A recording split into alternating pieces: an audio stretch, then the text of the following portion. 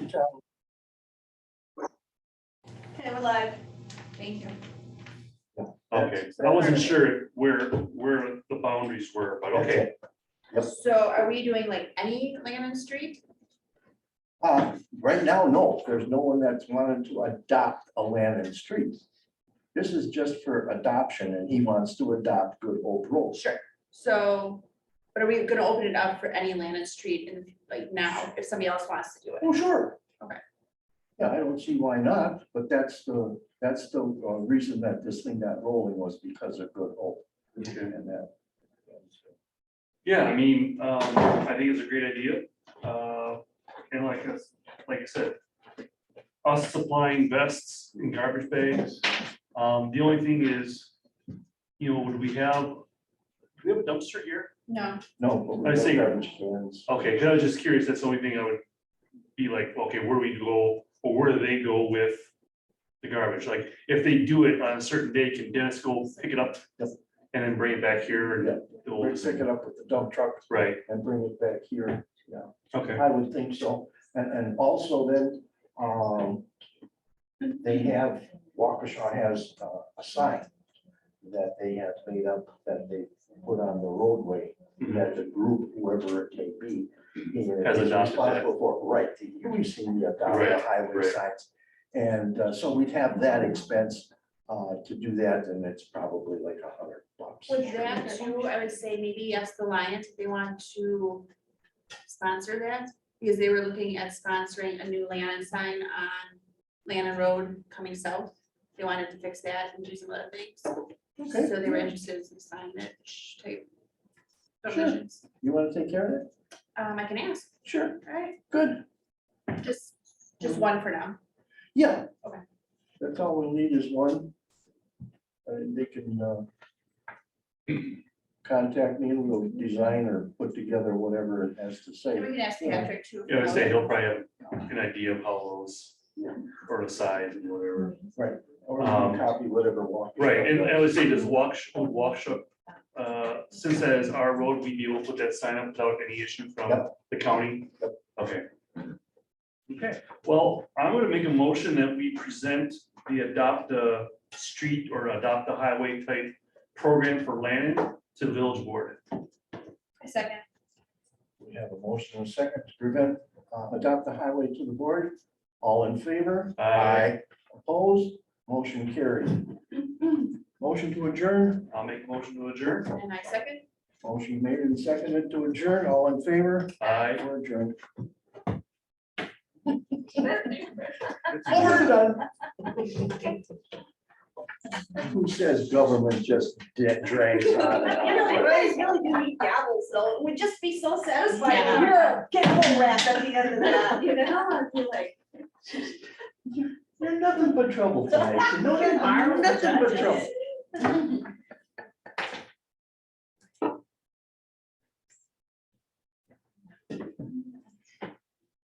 Amy, if you wanna open up your car, I got a bag of stuff for you. I can.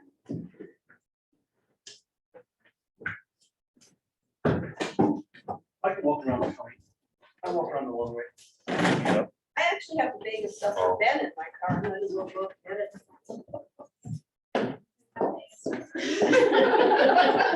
What kind of bag of stuff are we talking about? She just keeps letting it out. Never mind. Are you staying? Is there more? Yeah, Oh, yeah, no actual board Yeah, meeting yet. yeah. Well, So there was a public works meeting and then there's another one, isn't there, at 6:45? there's a finance That's a personnel. finance. The board will And take this up is- the adopter program thing, but obviously it went through very easily here, so. Right, I didn't know what the next step was. Oh, yeah, so does she need to stay here? She doesn't have to, but. Yeah, the meeting's not till 7. Oh, okay, yeah, you said the 6:15 one is when I should come here. Oh, really? They told you 6:15? Yeah, because she was the adopter highway person. Oh, perfect. Yeah, Okay. So then what's the next step? Well, the next step would be tonight, we put it before the board and the board approves it. Okay. And then I will give you a call and get the particulars put together. In fact, I can give you this right now if you want. Sure. This is. This This is what we're going to do.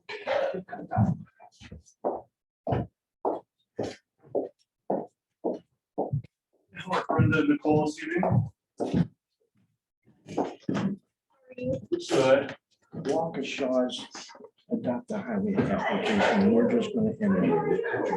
Substitute land in there. And this is the application to do what you want to do, and that is to clean up the street. Then here are the rules. I'll take a look at that as far as who can, the ages, what the village will supply.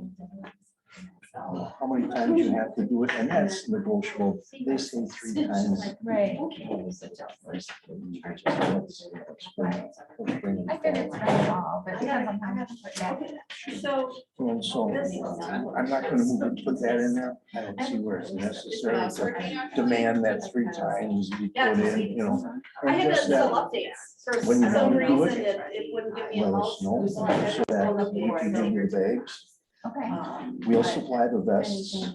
Okay. How many people you're gonna have do it, so make sure they have the vests, make sure they use that. And then we'll just leave the bags on the side of the road like you said, everybody else do.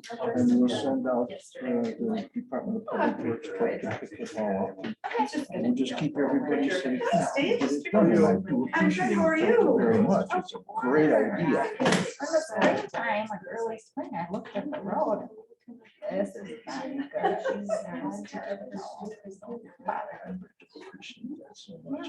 Now, the street sweeper should have went through there now. They did, I Yes, think. last week. Yeah. Yep. I know. So that should help a little bit, but I followed the right of way. That's good.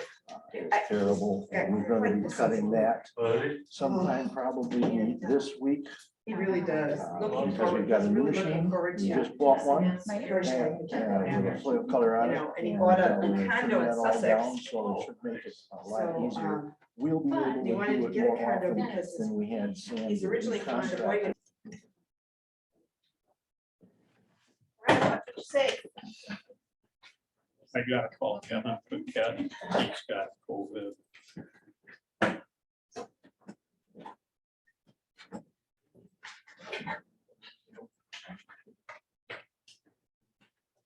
He can log in through Can he log in through there? Yeah, it's on. She's got it on. Do you want to tell him how? You just click on the link on the village website. Hey, Kevin, go to the village website and you can log on through the OWL system. It's not Zoom, it's Microsoft, is it Teams, Colleen? No, it's Zoom. Zoom. Just follow the link on the homepage. I mean, it's like go to the homepage and follow the directions. See if you can find it.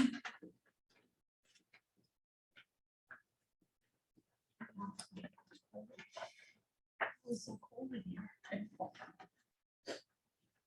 Where's Jess off? Go away, Jess.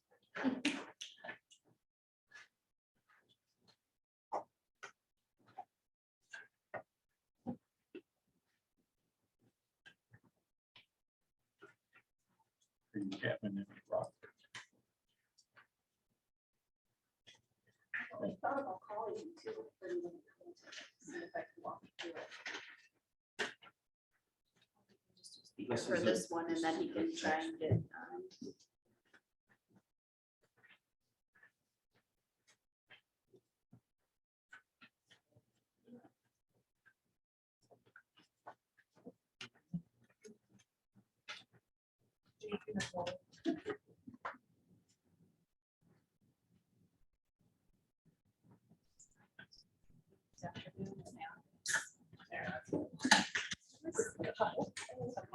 Jess.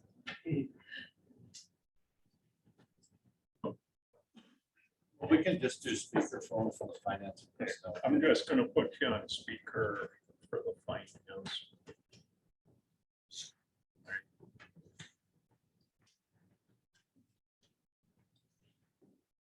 Okay, I'd like to call the Village of Atlanta Finance and Personnel Committee meeting to order on Monday, June 13th at 6:46 PM. Roll call, we have Yates is present, Summers, Here, Jensen, Here. and Paquette. Discussion and possible recommendation to the village board on payment of the bills. Brenda, do you have anything to point out? Nothing too crazy, just some reimbursements for some training on here. The ARPA, some stuff out of ARPA on this one for the mailings. See, we got some of our signs ordered from Capco. Yes, those came in.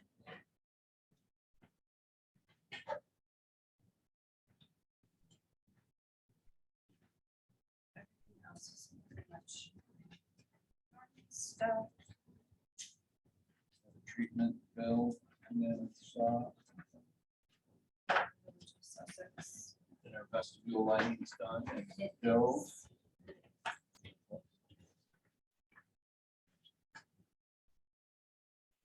Anybody have any questions or comments about the? Just on the park side, the complete lawn care was the fertilizer application. I did receive two checks today from the baseball club for half of that application. And also Lincoln Contractors, they rented a roller at the park to kind of cut down on the edges of the fields, and the baseball club did contribute half of that as well. So I did get 2 checks in to cover those park expenses.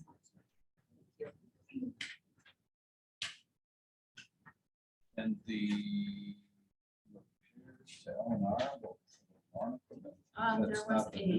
There was a seat or something that they had to, one of those, unforeseen things, emergency purchases. the seat broke on the mower, and it's a cable suspension system in there. Parts would have been close to $1,000 to rebuild this seat. And Steve had like a takeoff seat there for about half the price, which was $4 to put it on. Was this for the, this wasn't for one of the new pieces? Not for the new mower, for the older mower that Dennis used. That thing's got Yeah, the 0 turn. 6 or 7,000 hours on it.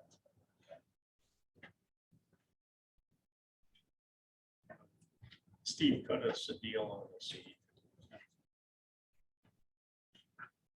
Okay, well, I'd entertain a motion unless anybody has any other questions for Brenda.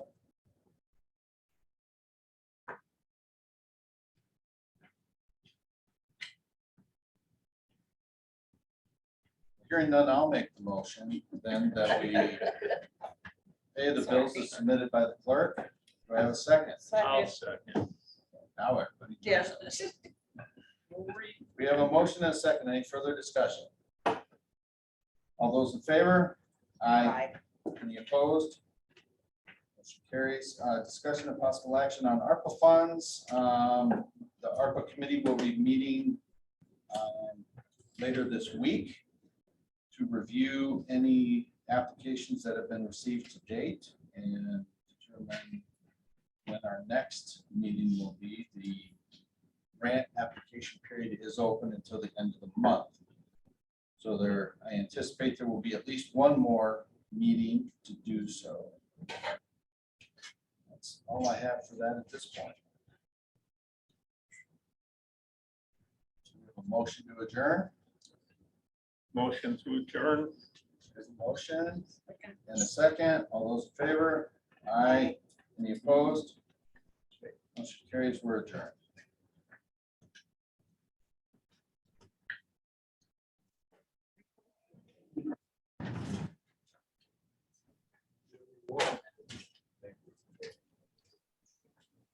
Yes, sir. Okay. Thank you.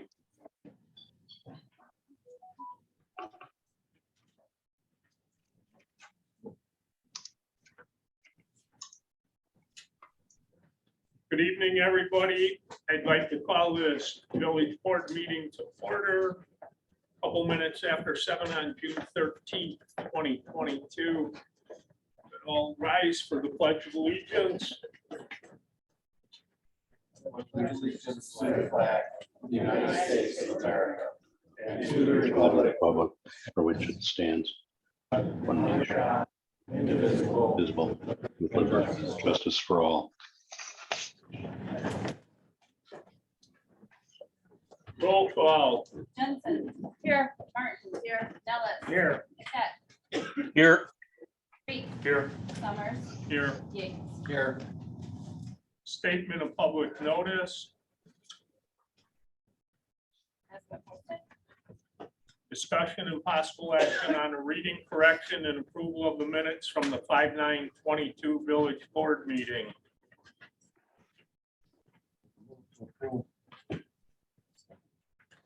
We have a motion and a second. Do we have any more discussion? All in favor? Aye. Opposed? Motion carried. Discussion and possible action on a reading correction and approval of the minutes from the 5/24/22 special village board meeting. Make a motion to approve. I'll second. We have a motion and a second. Any more discussion? All in favor? Aye. Opposed? Motion carried. Committee reports, finance personnel. Well, other than just the normal items that are usually on the agenda, as I mentioned earlier, the Finance and Personnel Committee meeting, the first meeting with the ARPA committee will be held later this week to start reviewing any of the grant applications that have been received.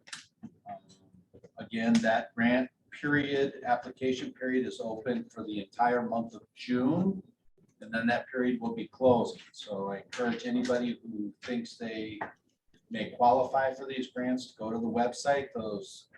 There's a link on the website that will take you to a separate page that has links to both the personal and the business applications for grant funds. Applications can also be picked up at the clerk's office if they don't have access to a computer. That's it for me. Thank you. Legislative, Nothing at this time. Park and Rec beautification, Got flowers planted out front, still working on the things at the park. That's about it. public safety, nothing to report right now. thank you. Public Works, recycling sewer, We're starting on the hydrant flushing. We've discovered 2 hydrants that are bad. We turned them over to Menominee Falls for repair. Also, the folks from GFL are here tonight. The weed cutting on Good Hope Road will commence as soon as the weather allows us to. We've got the new machine plus the cutter. There's adopt the highway program on item 11 that we'll discuss later on. We've got bids for resurfacing the village hall parking lot as well as the village park parking lot, and bids for repair of the garage in the village halls. We'll be going over them shortly. We've also got bids that were accepted for Custer Lane, and we'll be discussing them later on. That's all I've got to report. thank you. Corey, Nothing at this time. department reports, clerk's office, We will begin utility billing cycle again at the end of the month. So we will be starting that the next week. I was out at training last week for a few days, ran into our auditor Wendy, and we had a discussion. She is almost done with the draft of the financials for 2021, so she will be contacting us soon for a preliminary meeting, and then she will bring those to the board. So that should be coming forward in the next month or so. I will be out of the office starting around noon tomorrow, all day Wednesday and Thursday. I will be back in Friday, so if there's anything pressing, Nicole will be covering. Just try not to plan too or anything. That is all I have. Okay, the flyer or the sheet that I just handed out came out of the magazine called Municipality that we get. That outlines what our clerk does. And I don't think a lot of people in the community realize what all happens in that office. Brenda, as she just said last week, was out for the first time in 9 years for 3 days of training. There's a lot of stuff that gets done in there, and I didn't realize a lot of it before I got on the board. So I think we need to realize how much is done in our clerk's office and the type of training that she has to have in order to keep our village running. Because whenever there's an issue, the first person usually called is Brenda. So just so everybody remembers that there's a lot going on in there. Thanks, Brenda. Thank you. Clerk Appreciation Day is every day. Especially when she's in training. Thank you, Brenda. Thank you. Police Department report, Chief Bell. Police activity summary is online. I also wanted to let everybody know that this coming Friday, the 17th at 5 p.m., I'm going to be hosting a police department town hall meeting here in the village hall for people to ask questions about our patrol strategy and just get to know us a little bit better. There are some concerns that were posted online that I think would be better suited for face-to-face conversations. So that's all I have. That is this Friday, correct? Yes, sir. Thank you, Chief Bell.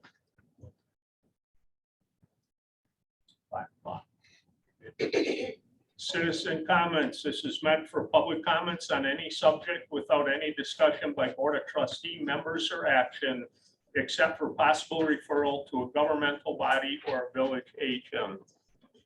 Please keep your comments directed to the village board and any disruptive behavior, and you will be asked to leave. I'm going to leave this one off. This is from Jan Schmidt, 20393 West Good Hope Road.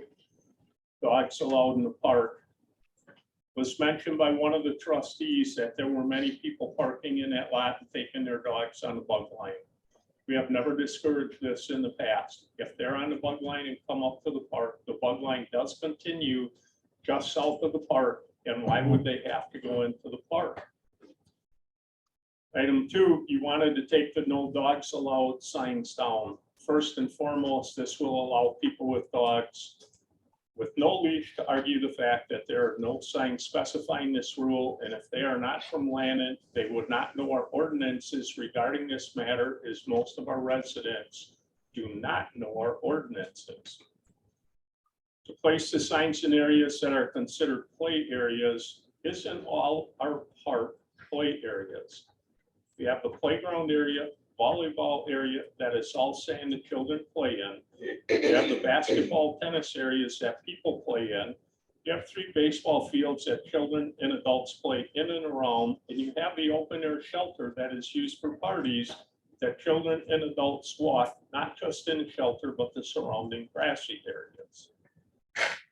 4, regarding dogs on a leash, that's a good idea, but the no dogs allowed in this area should be posted by each of the mentioned play areas. If you place doggy bag station around the park that contains plastic bags that are available to dog owners, what will prevent these stations from becoming vandalized or have these bags spread all over the park? Still having our park employees having to deal with these messes. The fact that there is the bug line to walk the dogs in several doggy parks in this area. Why do we have to take the chance of a child or even an adult from tracking this waste, whether it is feces or urine, into the play areas and possibly getting people, especially the children, sick? You state that if someone notices these actions, they should get a plate number, phone number, or name of the dog owner. The park employees have tried to confront these people when and if they're present, and they only get vulgar remarks or a do-it-yourself or who the hell do you think you are back as they walk away. Also, the park employees are not always present when these actions occur to get any information that you are suggesting. I've been a dog owner for 33 years that I've lived in Lannon, as 4 of my immediate neighbors have been.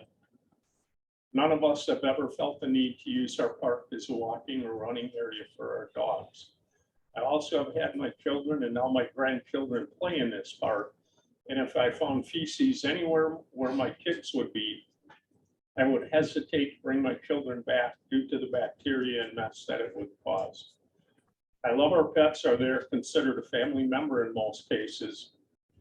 However, an area in which children and adults frequent is not the place for them if they cannot be controlled or the owner chooses to be irresponsible.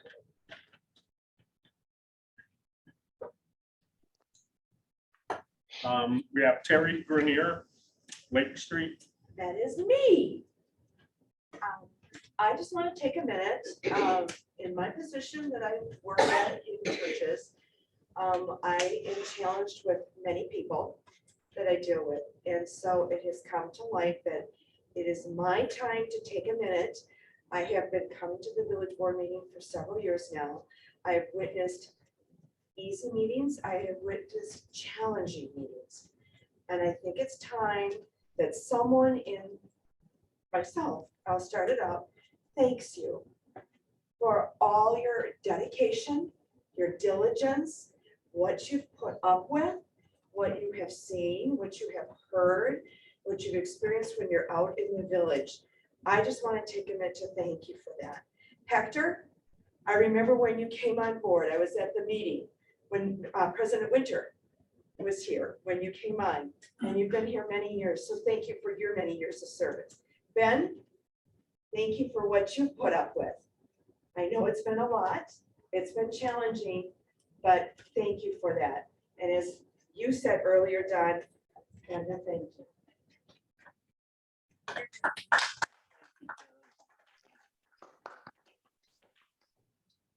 Jan? I'm just going on a little bit more of what we have.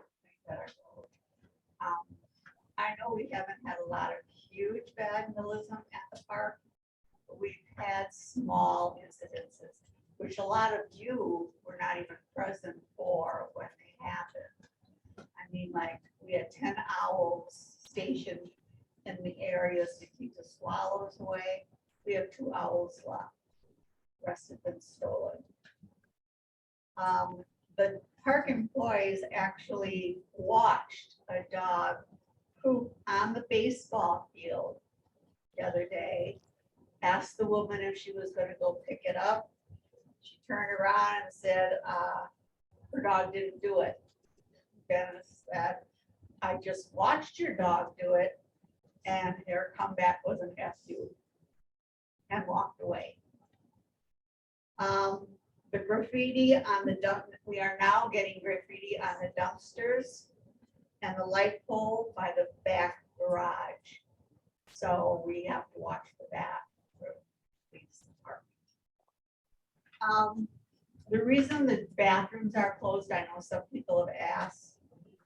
When I was on the board, this has been happening for many years, the toilets would be stuffed with paper, toilet paper rolls and then back up.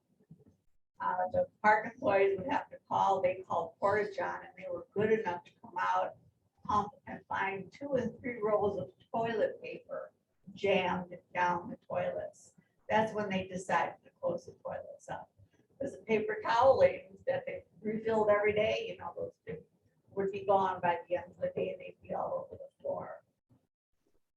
We also found a woman had notified Dennis that there were kids climbing on the metros to get on the roof of the bathroom.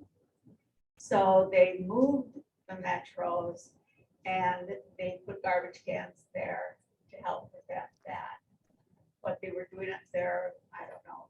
But they also put spikes in the metros so they can't be tipped over anymore because they were being tipped over.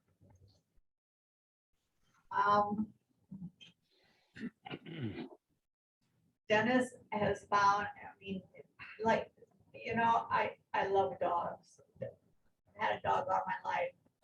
However, they have been finding dog feces on the baseball field. This is where the kids play. They have found it right along the side of the open air shelter, which means people are walking in it if they're having a party. This is my reason for the situation of the no dog signs and the doggy poop stations that you had talked about. I think you better consider where those plastic bags are going to end up. They're going to end up all over the park, and everybody's going to have to pick them up. And not only that, Dennis says right now they're picking up poop bags that are dropped in the park. So I just wanted to, you know, bring this to your attention because I know a lot of you, you know, aren't aware of it. And I think you should be, because I would not take my grandchild there if I found poop in the playground.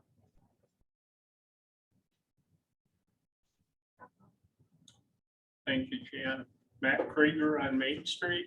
Yeah, I'm actually kind of here to ask for a favor because I didn't really know where to start, so I figured I'd come here. I pulled a building permit for my property over 3 years ago, and I called Paul, the village inspector, and he reminded me that I was behind and I was late on the building permit, and it was going to be like an extra $300 to have it all updated so you can come in and do the final inspection.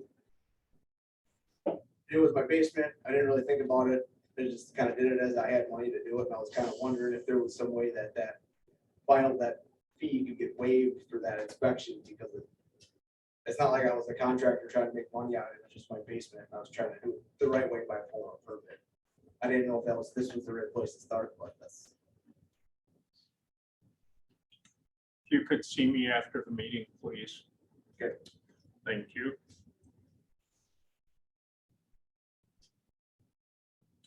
Do you have any more citizen comments? Hi, Erica. Last month you made a statement not to put all these comments on the website because they're not getting to the proper people to take care of business. I guess this has been going on and on and on, complaining about speeding, complaining about that. It's not reaching Chief Bell the way it should be reached. They should be calling in, things like that. That's number one. Number two is there was a golf cart, which I presume is part of your equipment that came through our subdivision in Whispering Ridge the other day. I presume it came through the plug line. For what reason? They didn't flush the fire hydrants. They didn't do any of that, but they came through and drove all the way around the subdivision. My question is, why were they there? We have nothing to do, besides hydrant, have nothing to do with the village. And again, thank you for your service, Chief Bell, and you and whoever else is out here. There's so much stuff going on all over the world right now. There aren't enough police anywhere to take care of everything that's going on. Thank you, Anna. Mary? Mary Medell, 7373 North Vine Street. I just wanted to reiterate, there's been a couple of areas, I think, where we've had some excessive speed and a little bit reckless driving, namely around the school that's been brought up, but also people continue, and as the population grows here, it seems like the traffic is getting heavier, and people do not want to stop at the stoplight on Main Street and Lannon Road. They continue to go up Lake Street and then down Hemlock to get to Lannon Road, or they go down Vine Street and then turn on Hemlock to go to Lannon Road, or they'll come down Lannon Road and vice versa, come down Hemlock and scoot around. Many of them are going faster than they should be. I'm sure that's no more than 25 miles an hour in there, and we've got 30, 35, 40 sometimes. the other day, and I put something on Facebook. I was so angry. I was out pulling weeds on the Vine Street side. And a young man came in a little black car, and he came flying down Vine Street, and he was going pretty fast. And I stood up and I said, slow down. He looked at me, he gunned it around the corner, squealed his tires, and flew up Hemlock to Landon Road because he thought it was funny. This has been going on and it's getting worse.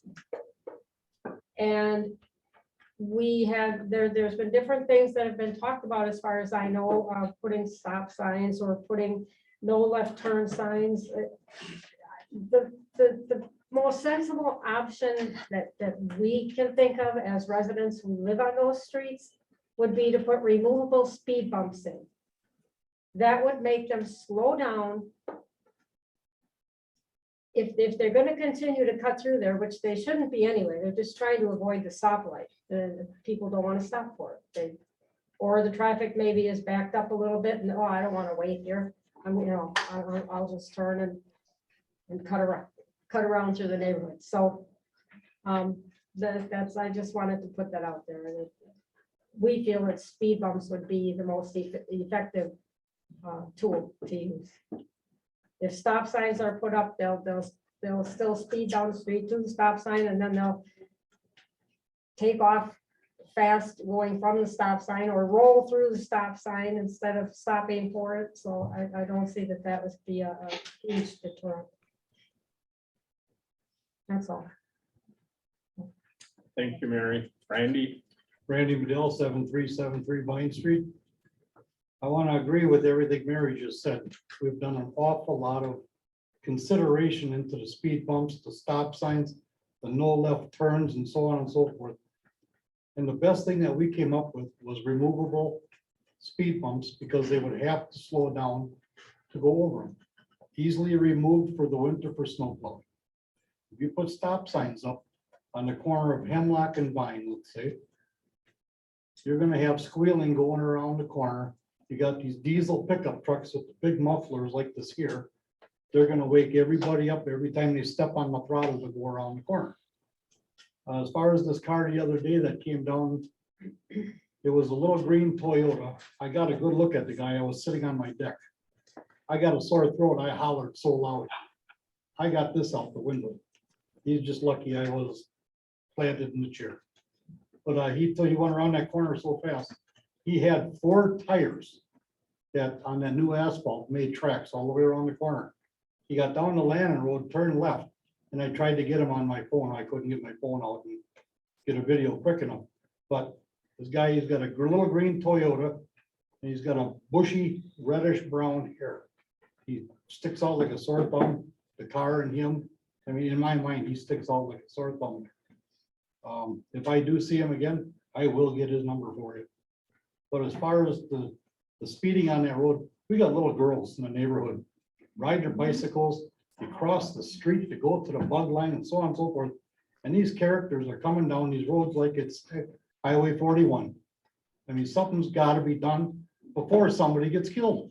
Yep, the neighbor's little girl Yeah. yesterday said, or the other day after that Yeah. happened, she came out and she said, yeah, that's why we can't ride our bikes Yeah. around here much anymore.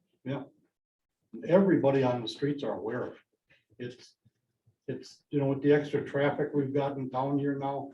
There's one guy that comes through every morning with a black blazer, like a blazer, or I think it's a blazer anyway. He goes to the west on Hemlock. And one day I just happened to be backing out of the driveway going up to Piggly Wiggly in Sussex. And he was in front of me. He worked at Quad Graphics. But every morning, that's his route going through there. We're 40 some miles an hour. You want to get a little excitement, you should sit on our intersection where we live, anywhere from 2:30 to 5 o'clock on a Friday. You think you're at the Slinger Speedway. If you can share that with the chief, if you can I certainly kind of will. narrow down what time, if there's a specific vehicle. Oh, yeah, well, I'll definitely get a specific vehicle for you on that. Thank For the you. chief. Yes, Jan. One of those little girls is my granddaughter. That's So right. I'm very concerned about Yes. that. I keep an eye on them.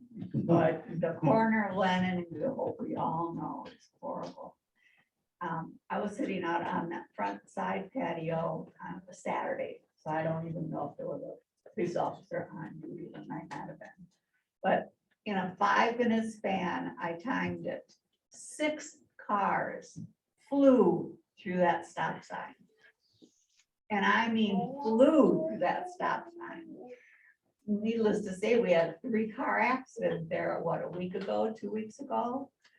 That's another corner. So include that one with Hemlock when you start putting your officers up. Because that's just a horrible, horrible corner. Thank you, Jan. Any more comments? Any more comments? Thank you. Discussion and possible action on complaints received about GFL, the village's garbage contract.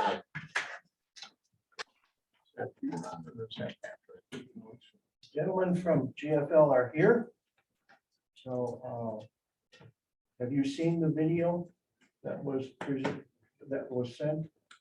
Yeah, in regards to the cart that was dropped. Right. From about, 3 or 4 feet, or 3 feet or so. Yep. And we've also had residents complain about failure to pick up, and I know we've talked about that. Would you kindly go through some of the things that you will not accept or how you will accept them? I know that cardboard, many times we see the cardboard sitting out there.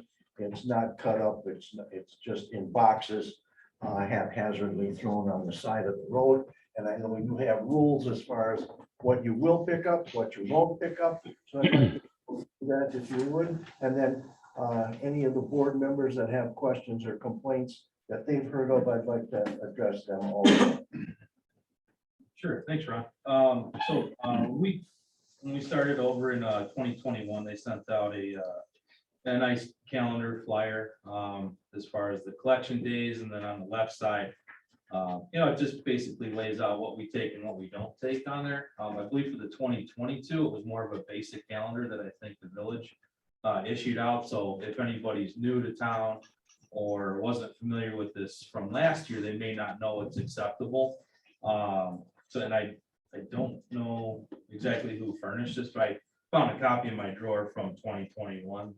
It is on the village website. Yeah, it is. Yeah, on there, except the 2022 calendar isn't attached to this, but the items and what we take and don't take is still the same. Nothing has changed there. So that's a pretty good layout. And then if anybody does have questions, you can reach out to our customer service number, which is, we service the residential homes out of the Muskego yard where myself and Andy, our route manager, we're there every day. So that's where our residential truck service comes out of.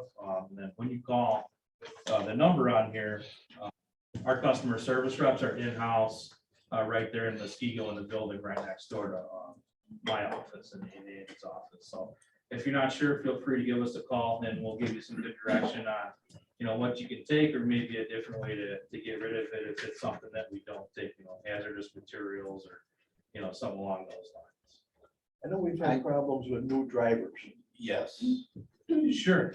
Yeah, so we did have we had a seasoned driver up here that I believe he moved out of the country.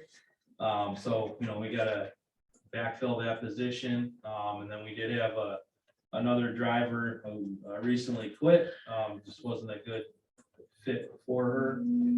So, we're in the middle of backfilling it. So, we have swing drivers where they're usually the more tenured, they can run basically every piece of equipment we have.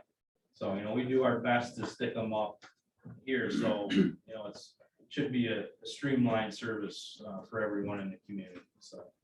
So can you tell me how, what other areas would a driver that typically services Lannon, I can only assume they're servicing other areas on that same day as well? Or no? Just Lannon? And Lannon is just a one day for us. So we're 2.5 square miles, right? I mean, what is it? And it's even less than that probably in linear roads. So, Sure. I mean, missing whole roads and stuff, to me, seems inexcusable. I mean, you could draw out with a crayon our roads on a piece of paper and hand it to somebody. I don't know how they, knew or not, how they miss entire streets or neighborhoods. I personally, when we were doing the construction over in Lower Town last fall, we had an issue where drivers were refusing to come in and pick up or refusing to cooperate with contractors to allow them to bring the trash to them at the end of the roads. I contacted your offices. I spoke with someone there. I wasn't real pleased with the response I got from that when I finally did get a response about a week later, which now we've got people sitting there with trash for a whole week.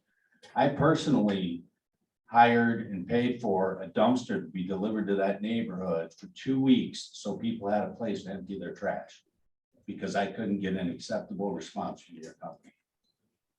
That's inexcusable. I apologize for that. I was never contacted myself, but I've been in contact with Brenda, Ron. I'm pretty responsive, Andy as well. So, you know, I don't know who you spoke to or who you didn't speak to. Whoever the supervisor was supposed to be for Lana.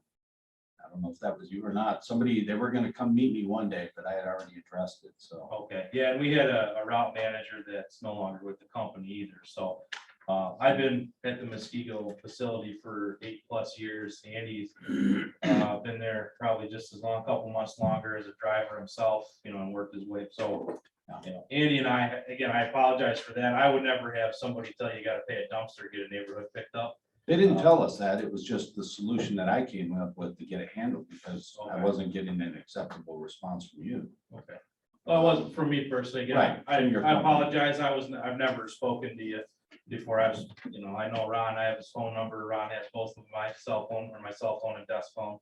You know, same with Brenda. So, you know, we're very responsive when we have something, we jump on it. Also, if we have an issue, you know, we let y'all know as soon as we know there's gonna be something out of the norm as far as we're running several hours behind, or, you know, we had an issue, you know, the other day where we had our frontline truck and then our 2 spares, they all broke down and, you know, we just couldn't get it. And I notified Ron and Brenda, we've exhausted all options. We'll be there first thing Friday morning to pick up where we left off. And And that was great. I appreciated that you had done that, and that to me showed progress when I saw that Brenda had, you know, she sent out an email to the rest of us to let us know that. You know, it's hard for us to then get the word out to the residents in that case, but hopefully with the new SMS and the email opt-in stuff, we can get the word out a little bit faster when things like that happen. But and look, I'm an employer myself. I understand how hard it is to get people to even show up or apply for jobs these days. So I can appreciate the difficult situation you're in. But, you know, whatever you can do to make sure these folks are solid and are well-informed of what the actual route is here would be greatly appreciated. sure, yeah, Andy and I have actually made new maps. You know, oddly enough, map reading is a lost skill, or everyone's dependent on GPS. So even in my, you know, I do all the hiring for the drivers. You know, I have a map of certain, hey, you know, show me how you think you would run this, just to see if they could get a basic grasp of route reading and route mapping. And there's, you know, you know how it is, people blow smoke and say, yeah, I can do this. I used to run around this town and all this stuff. And then when it comes time to it, they don't, you know, they're turning the page. They don't know north from south, and they're doing, so it's, you know, it's, trust me, we You do don't have everything we apps that can show them. No, we're Turn still right on here, turn left, and show you whether they missed something or not by GPS or. well, yeah, actually, we, this week, we got GPS units and our drive cam units, so they're getting reinstalled. There was a manufacturer defect, which actually caused us to lose 2 trucks from a fire. So our trucks are almost $500,000 a piece. They're $427,000 on one, and the other one was $440,000 that we lost from an improper install from a GPS unit. So we had to go and pull all the GPS units for the, you know, public safety of the public, our drivers, everybody involved. So, you know, that was in litigations and stuff they found out. So our installer was actually there tonight reinstalling with new hardware, you know, to go. Anyway, so that's kind of what happened. But again, Andy, now as these trucks are being reactivated, it leaves a trail. So it shows, you know, it's within a couple minute live feed. Andy and myself, we can check and make sure that both sides of the street have made a pass on it. You know, if we're sending a truck up here to help because they were gone for a little bit, we can make sure, hey, did you get, you know, Mrs. Smith? Don't forget, she has walk-up service. You know, so we can see that it's basically stopped almost in front of every house. Okay. And then, so as the route driver is saying, yep, yeah, I'm clear, I'm done, Andy can say, hey, sit tight, let me refresh your crumb trail. All right, you missed the north side of Hemlock Road or something. So go back, make sure everyone got service. So that feature is coming back. It's gonna be with, hopefully by the end of the month, all of our trucks will be back up and active. And we did get with the installation company and request that the residential trucks get activated first. I have had a problem with customer service also. We've got a business over here on Main Street that our house personally shares a driveway with. And we have called twice because the dumpsters keep getting left in the road, in the middle of the driveway where customers for the business are coming in and out. The one time that we weren't picked up, I called and they said that they would send somebody out. And when nobody showed up, I called back and I was told that I was lying about the garbage can still being out there. So I'm not real impressed with customer service either. So I'm Did you hoping happen to it's- get who you spoke with, man? It's been a while ago. Yeah. So we have 6 in-house reps right there in Muskego, and if it is high call volume, it goes to an offsite center. There's, you know, there's a site in Georgia where they take call, you know, just to get the customers to be able to talk to somebody. So as far as that, you know, but if you get a name, I can. So they personally sit in the building right now. I see Andy and I see them every morning and throughout the day, so. I'm pretty confident it didn't come from a Muskego rep, but it could if it is, you know, we'll get it taken care of. And if you want to give me your address, I can speak to the driver that's going to service you all this Thursday. Okay. Just so, you know, we can kind of curb that for you and, you know, make sure it's out of the driveway for you. So the takeaway for the residents is that they do have to call into customer service, make sure they document who they called, who they spoke with, date, time, all that kind of good stuff. Absolutely, yeah, they, and, you know, they should state their name when they answer. And then that way, like I said, there's only 6 of them in-house, and then, but if you get a name, and they'll tell you what office they work out of, so it's either, you know, Muskego or Sheboygan Falls is one of the overflow centers. You know, there's a spot in Pennsylvania and Georgia, but it's pretty high call volume to get out that far, but yeah, for the most part, and that way, if there is an issue with, you know, they have, you know, like you said, turnover and stuff too once in a while with call center reps, but yeah, I can. If I get the email, I can walk the 50 feet up and get with the customer service manager, and then, you know, we can direct coach them and see what the issue was. And all of our calls are recorded too when you're calling customer service. So, you know, we can kind of navigate through that if it's a, you know, is it a coaching or a educational piece for the resident, or is it something I need to work on with the customer service manager with our new rep, or even a tenured rep that maybe just didn't know something as well. So. Whatever we can do to take care of you. And I'll make this comment, as far as the residents and anyone else involved, if they have a question or a problem. The proper way and the way I would prefer it to be done is to call me so that we have one point of contact and not multiples. So that one person knows what the heck is going on and the confusion and multiple calls to you stop. Would you prefer a call or an email? I don't care. Accessible for both. Calls are quicker. Well, and at least that way they're all documented by Yep. you so that, you know, when it comes time to renew the contract, we can have that data as well. So many times we hear that there's a complaint and somebody calls a complaint in and you find out about it a week later. And that doesn't help matters. It doesn't get things settled and done. Well, now we have a course of action. If there is a resident complaint, contact Ron Nellis, and Ron will take it from there. Brenda, would you be able to put that someplace on our website. Thank you. Got something too. Yes, Sector. I just have a few questions because I'm not familiar with the problem. Could you remind us what your name is, sir? Oh, sure. Yeah, my name's Donnie Rowan. I'm the operations manager for the Muskego division. And the Muskego division includes the village of Lannon. It does, yes, for the Okay. residential carts. You've got a couple large dumpsters, I believe, by the park. Those couple are serviced out of the Heartland division. We don't run commercial line of business this far west of the highway. But if you got any problems, I'll take care of both. Now, the village has a contract with you for how long? I believe was it 2021 we started? Right. January, so yeah. going And on it a year goes and a for half. how long? I think 2 years. Was it just a 2-year term? Yeah, I believe it's 2 years. Yeah, I can't remember them all, but I think we Okay. service quite a bit. Now, walk us through how your company services the village. How many drivers, how many trucks, what time do you start? What's the activity so that the trustees understand what goes on?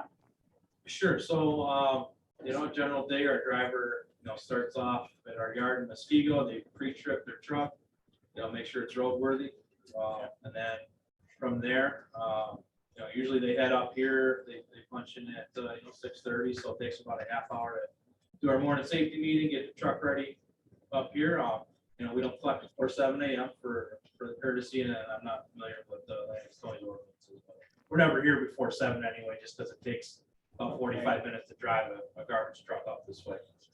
So yeah, we start collecting, on a perfect day.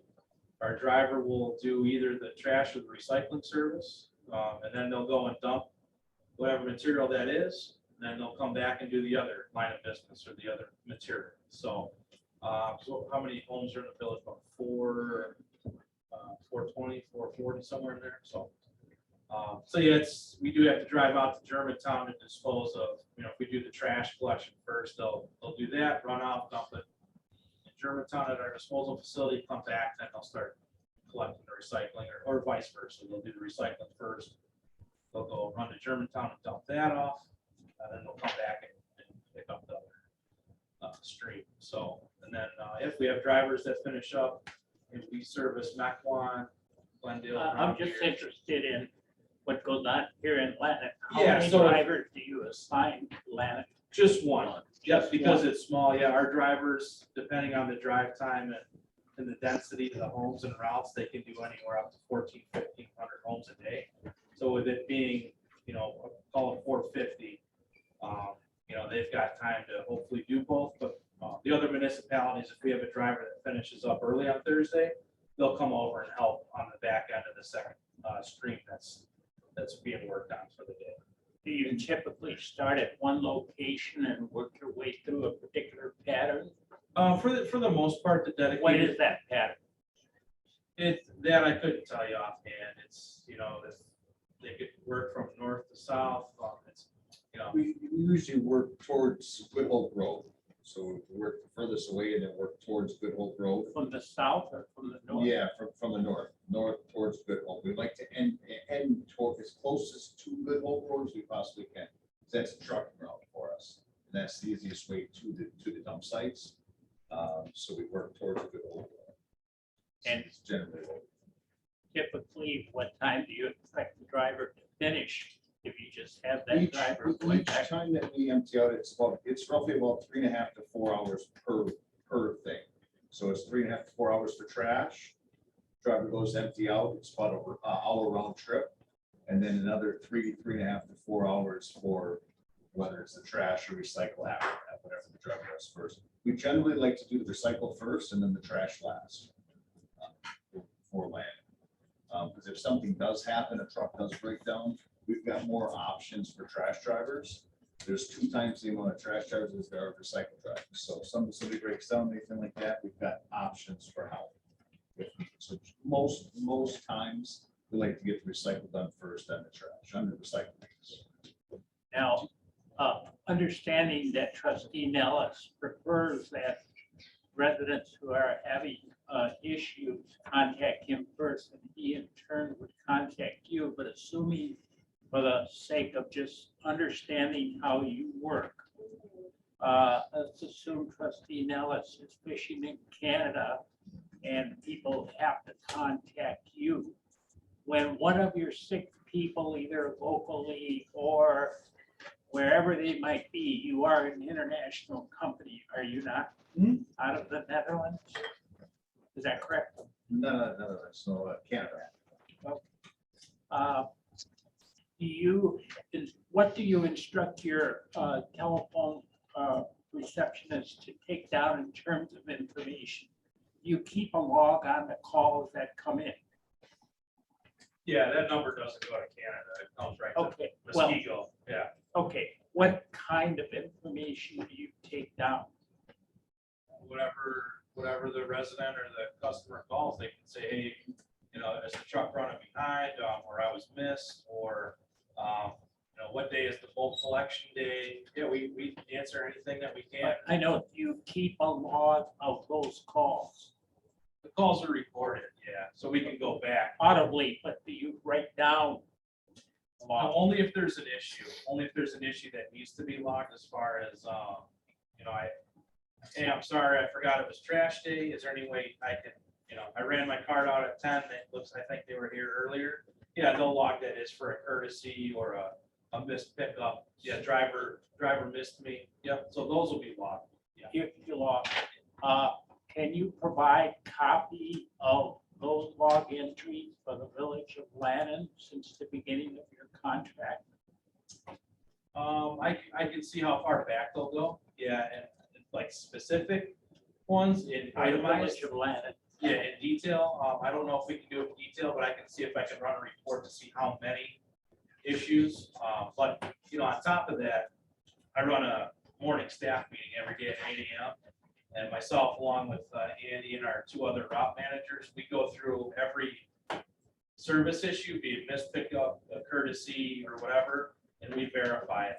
I appreciate that you do that, but the village also needs to have documentation so that when the renewal comes up, Sure. we have some concrete information to refer to. Absolutely, yeah, I'm just letting you know that if we do furnish that information, they all may not be like a true missed pickup. Whatever you can provide Sure. would be appreciated. Now, with regards to the missed service or lack of service, we appreciate very much your apology. But what is GFL going to do to offset or compensate the village of Lannon for your oops situation? As far as compensation, I mean, if anything was missed or called in as missed, we come back and recover it. So we don't let it sit for a week or a month or anything like that. We still do come back and take the refuse. So What about the situation where your driver refused to pick up refuse from an area where there was construction going on, as has been described by trustee Yates? sure, and then I was just brought aware of that today, so I don't have any, I have to look into that, but like I said, there's other avenues to go, to get it picked up. If I would have gotten a call, I can tell you, we would have figured something out, but, we can't move barricades because we don't know the hazard beyond the barricade or, just other things we run into, but, That's the problem with not having a central location to make the phone calls. Right. So that, we should address that. If it was addressed, it should be taken care of. I don't think we have to hammer that any more than we already have. Okay. I just have one last question. Sure.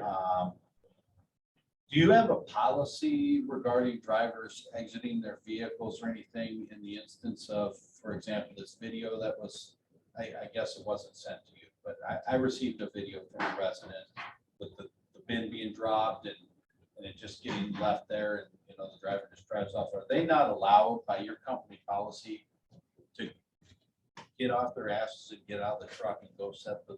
No, that was, thing back up? no, I got the video, I saw it. That was, oddly enough, that was one of our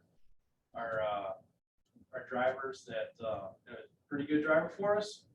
So, Andy and I talked to him, last week, and I actually, mentioned something to him this morning. or this afternoon when he came in.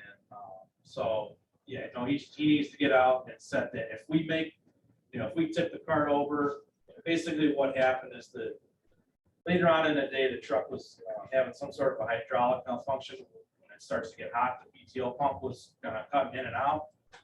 And they run it off a little mirror. So they drive from the left side drive.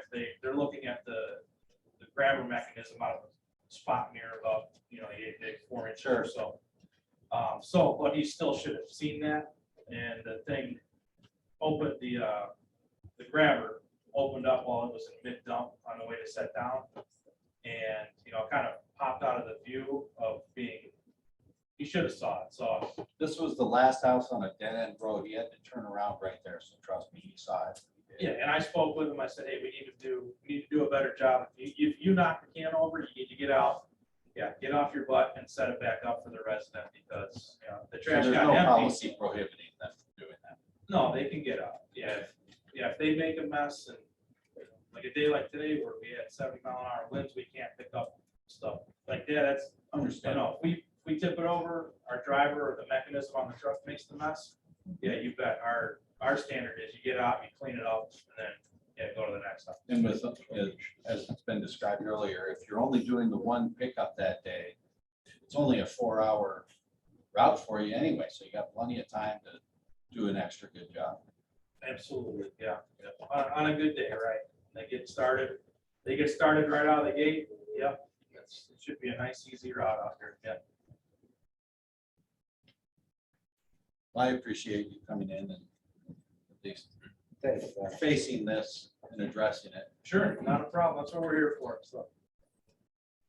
Guys. Thank you. We have any more discussion? So do we want to table this or? It's just discussion. We don't have to do it. Okay. So we can just move on. Yep. Discussion and possible action on setting up and adopt a highway program for the village. Yeah, a company on the Hope Road that would like to clean up the Hope Road, especially thinks that the site unsightliness and garbage on the side of the road should be taken care of, and that's what initiated this entire thing. So what we've been working on, the Waukesha County has a program for an adopt a highway.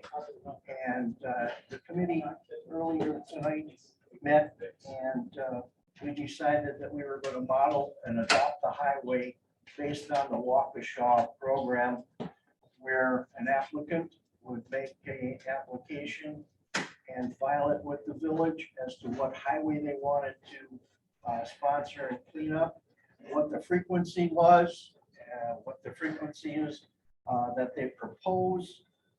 The village would supply safety vests, bags, and the bag pickup once they're full. Village would provide safety vests for at least 4 people. And the village would also provide dedication signs to be installed on either side in the right of way of the property or the highway that they're cleaning up. And so as a committee, we recommend to the village board that we put this program in effect based on the Waukesha County program.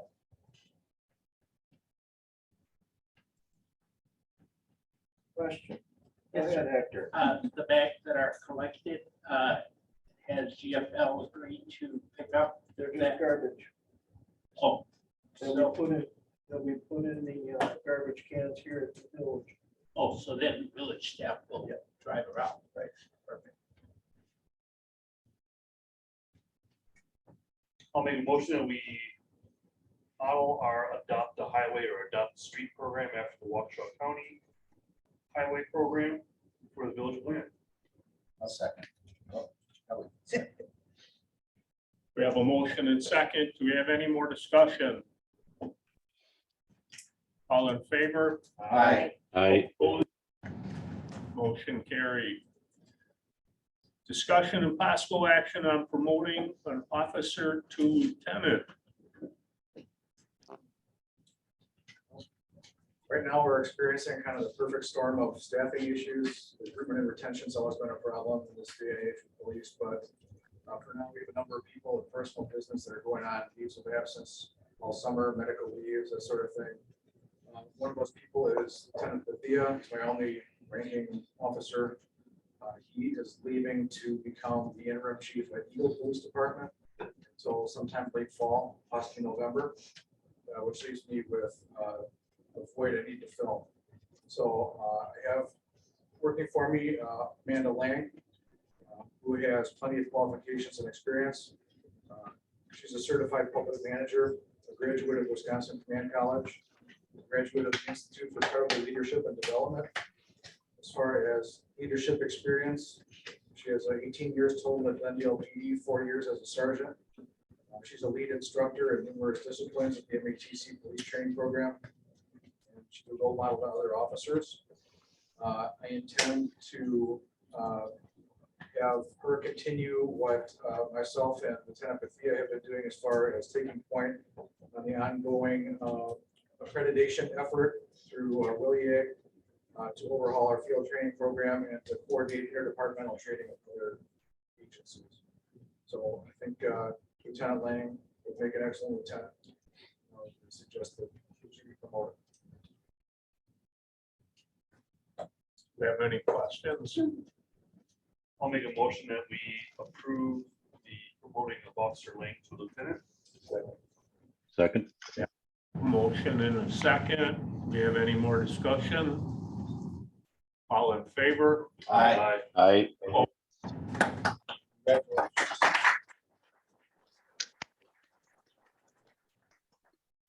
Are you going to be doing laps around here on the bike when you're recovering? Yes. Thank you, Ms. Lang.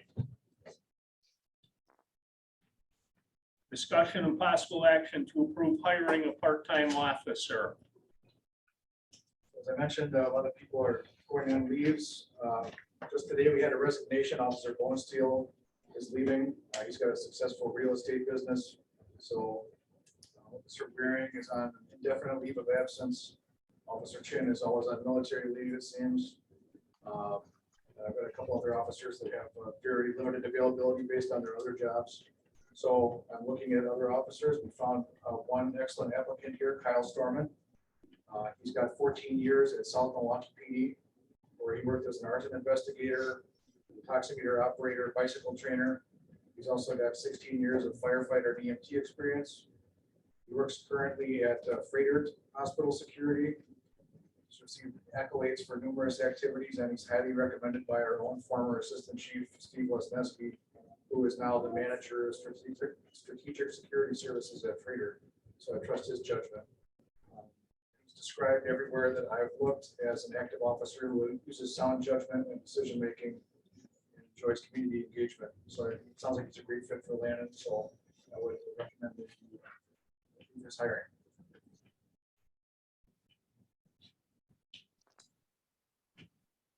Anybody on board have any questions of our officer candidate? What brought you to Landon? Got out of law enforcement full time, wanted to take a step back, I want to continue law enforcement, serve the village of Landon. Oh, you were in South Milwaukee last, and that's close. I live currently with my wife and son here. It's only about like a 25-minute drive for me. I'll make a motion that we hire a part-time officer presented by the chief Bill. I'll second. We have a motion and second. Do we have any more discussion? All in favor? Aye. Aye. Motion carried. Welcome to Landon, officer.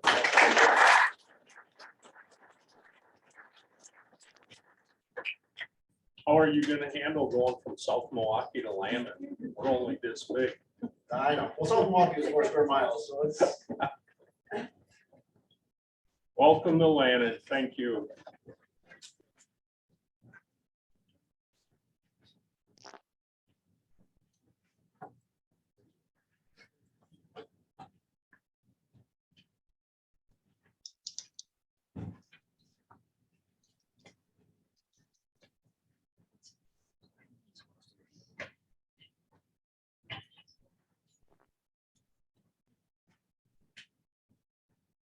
Discussion and possible action on renewing the Connect Communities program.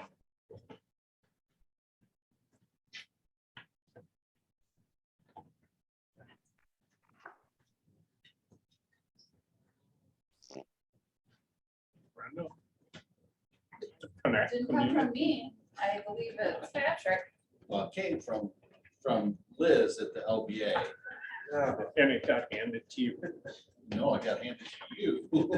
She came to me and I said, this is probably Mr. Summers' purview. The only thing I got was a request to. Well, let's table it to the Yeah. next meeting.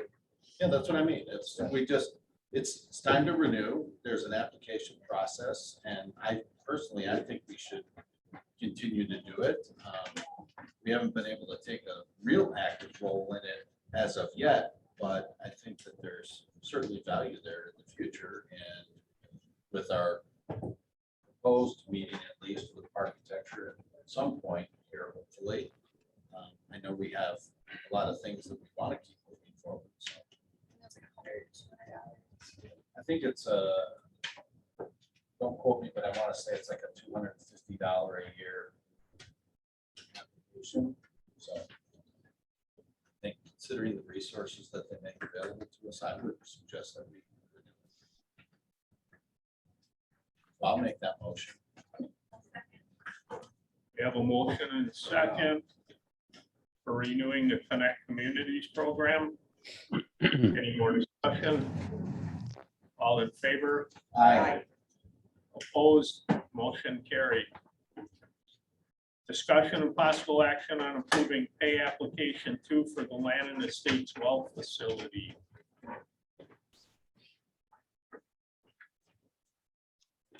This one's fairly straightforward. So Nate Iwanowski at Strand is our project engineer for this. This is contract number 2, part of the USDA water expansion project. The work is well underway over there at the Land Estates Well House, upgrading that to municipal grade, replacing the well pump, updating the motor controls. So they've requested a progress payment of $167,121.86, and we find that suitable for approval by the board. If approved, it would go on to the USDA for review. The village has already spent its share of the overall loan and grant program. The village has spent all of the loan already, so it's now into the grant. So payment for this will actually come directly from USDA to Mid-City. I'll make a motion. We accept approving the pay application 2 for the Land and Estates Well facility. Second. We have a motion and second. Any more discussion? All in favor? Aye. Motion carried. Discussion and possible action on transient merchant application for Chris Ratz of 2635 Gulf Avenue, Racine, Wisconsin, 53404 for fireworks sales at 19010 West Main Street. Make a motion to approve the transient merchant application. Second. We have a motion and second. Any more discussion? All in favor? Aye. Aye. Opposed? Motion carried. Discussion and possible action on the approval of combination Class B retail licenses for the period July 1, 2022 to June 30th, 2023 to the following. Scott Burkholz of Daubers, 20202 West Good Hope Road. Michael and Gina Monticelli of Mibs and Bibs, 7300 North Lannon Road. Chris Wright of 1229 19967 West Main Street. Ruth Seelig and Destiny Castillo of Henny's Dugout, 7273 North Lannon Road. I don't see 1229's That's for the amusement devices. application.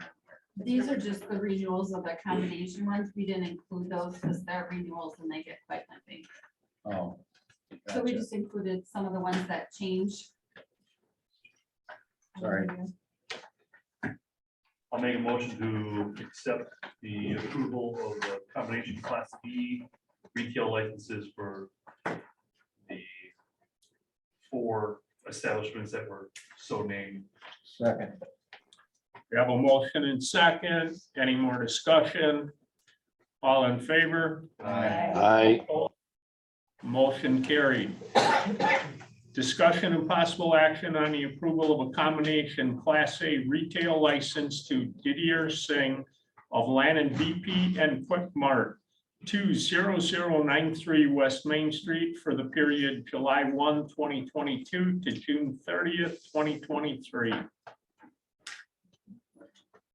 I'll make a motion to approve the license class A for Didier Singh at Lannon DP and Quick Mart.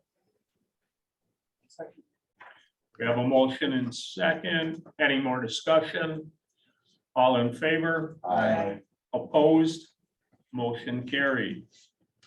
Discussion and possible action on the approval of Class B licenses for the period July 1, 2022 to June 30th, 2023 to the following Milwaukee Beavers baseball team at Jake's Park, Lannon Road. So moved. We have a motion and second. All in favor? Aye. Motion carried. Item 20, discussion and possible action on the approval of non-alcoholic beverage licenses for the period July 1, 2022 to June 30, 2023 to the following: Scott Burkholz of Daubers, Michael and Gina Monticelli of Mibs and Bibs, Didier Singh of Lannon BP and Quick Mart, Chris Wright of 1229, Ruth Sealing of Henny's Dugout. Make a motion to approve the non-alcoholic beverage licenses to those previously mentioned. We have a motion and second. All in favor? Aye. Aye. Opposed? Motion carried. 21, discussion and possible action on the approval of amusement device licenses for the period July 1, 2022 to June 30, 2023 to the following: Scott Burkholz of Daubers, Michael and Gina Monticelli of Mibs and Bibs, Bruce Sealing of Henny's Dugout. Motion to approve the amusement device licenses for the so named. Second. We have a motion and second. Any more discussion? All in favor? Aye. Opposed? Motion carried. Item 22, discussion and possible action on the approval of cigarette licenses for the period July 1, 2022 to June 30th, 2023 to the following: Didier Singh of Lannon BP and Quick Mart, Mahmood Khalid Neben Lulu of Lux Vape. Make a motion to approve. Second. We have a motion and second. Any more discussion? All in favor? Aye. Aye. Opposed? Motion carried. Discussion and possible action on the approval of operator's license for the period July 1, 2022 to June 30th, 2023 to the following: Daniel Burkholz, Daubers, Lisa Stovikin, Daubers, Jessica Cressa, Daubers, Benjamin Moore, Lannon BP, Farah Sony, Lannon BP, Tracy Wolfgram, Lannon BP, Amanda Warner, Lannon BP, Sonny Parrish, Lannon BP, Ricky Petrowski, Mibs and Bibs, Tracy Rosh, Mibs and Bibs, Mike Gildemeister, Mibs and Bibs, Kara Smith, Mibs and Bibs, Sandy Schreiber, Mibs and Bibs, Ricky Gerard, Henny's Dugout, Rachel Nar, Henny's Dugout. Motion to approve the operator's license for the aforementioned. Second. We have a motion and second. Yes, Secretary. Just a point of information. I did not note that there's anybody listed for the Class B license that has been issued to the Milwaukee Beavers baseball team. Is there an operator there? Or how do they run that? We currently don't. They may have one from that was previously, but we are awaiting an application for that. And also 1229 was going to get us some applications too. So I don't know what's going to happen. And in the meantime, are they operating the premises? Well, they just don't expire till June 30th. Okay. Thank you.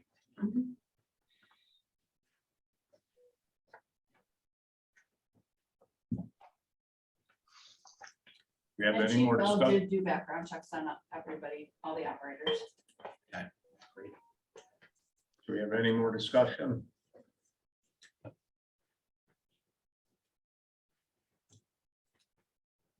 All in favor? Aye. Opposed? Motion carried. Discussion and possible action on the approval of used auto dealer licenses for the period July 2022 to June 30th, 2023 to the following: Alan and Debbie Schlafer of Schlafer Auto Sales, David and Lori Bogie of Bogie Enterprises, Mahmood Khalid of Luxury Auto, Maranthic Sil Manob of Lannon Motors. I hope I got that right. Take a motion to approve the auto dealer, used auto dealer licenses. So mentioned. We have a motion and second. Any more discussion? I would just like to ask that we have their operations reviewed to make sure that it's in line with what is currently outlined in their plans of operation.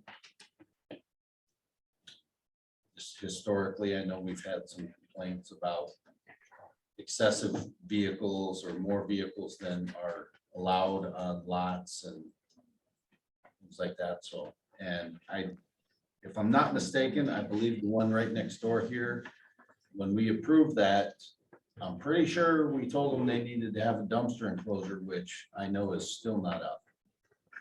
So I would just ask that we, I don't know, do we typically have chief check that? He's dealing with a tire situation over there now. I can, that be something for the chief or something for Paul?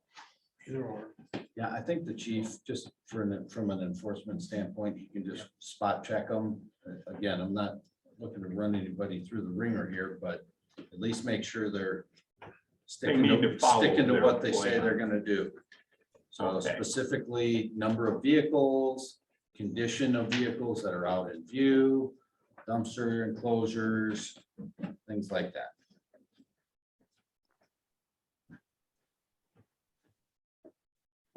That goes for all four. That's my. In fact, you should do a plan of operation review on all four of these. Yeah, just a spot check for their, that make sure they're operating within their plan of operation. Yep. Before we do any final issuance of their permit.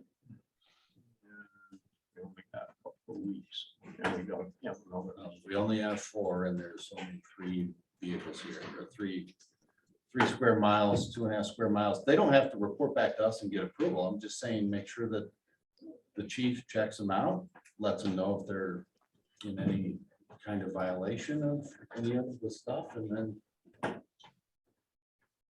Chief, do you have a copy of the plan of operation for the used car dealers?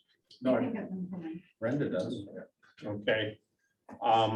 Could you forward that to the chief, please, Brenda, and we'll have to have a chat on that to make sure everything's where it's supposed to be. And do you want to put that as a condition in a motion? I'm not suggesting that we do that. I'm just saying this annual renewal is our opportunity to spot check these people and make sure that they're holding up their end of the deal. So the chief can go around, he can spot check them. If he can't, if they can't take corrective action before their current permit expires, I'm not suggesting that we withhold their permit and inhibit their ability to conduct their business. However, there should be some sort of Reminder. enforcement action taken from that point on. $100 a day works every time. Per diem, yeah. So, I mean, this gives us the opportunity to check them out. So this is just one I don't want to just rubber stamp.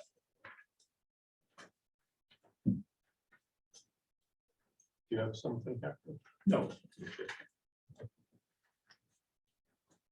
So how do you want to look at? That was just my, Do you want that was to, my additional comments is all. So it's not Okay. part of the motions or anything. We just vote on it. I've said my piece, I think. okay. Thank you, Patrick. Do we have any more discussion? All in favor? Aye. Opposed? Motion carried.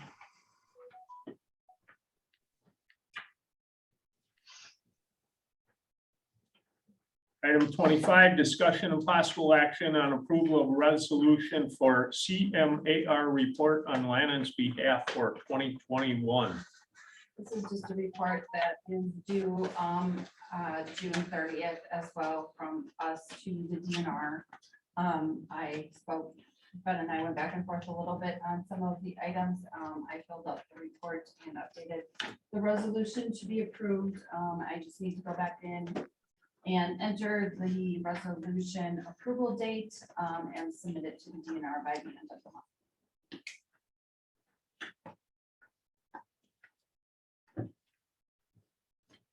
I would make a recommendation then that we accept the report as prepared by the clerk and approve resolution number 2022-3 concerning resolution for compliance with the Wisconsin Department of Natural Resources NR 208 permit for the wastewater collection system maintenance for 2021.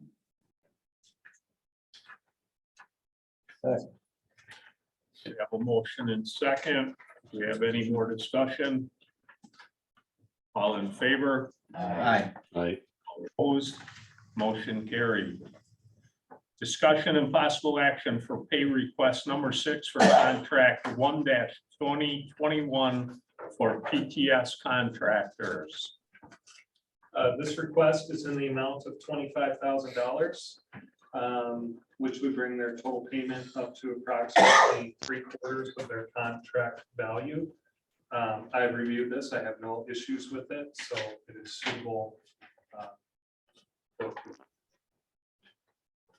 I'll make a motion to accept the pay request for contract 1-2021 for PTS contractors in an amount of $25,000.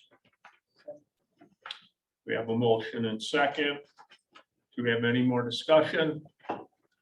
All in favor? Aye. Aye. Opposed? Motion carried.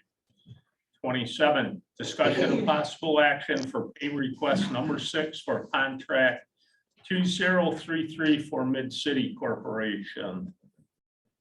This request is in the amount of $46,922.87. I have also reviewed this one and have no issue with it, and it's suitable for. Make a motion, we approve pay request number 6 on contract 2033 for Mid-City Corporation. I'll second it. We have a motion and second. Do we have any more discussion? All in favor? Aye. Aye. Motion carried. 28, discussion of possible action regarding the certified survey map submitted by Help with Stone Company, Inc.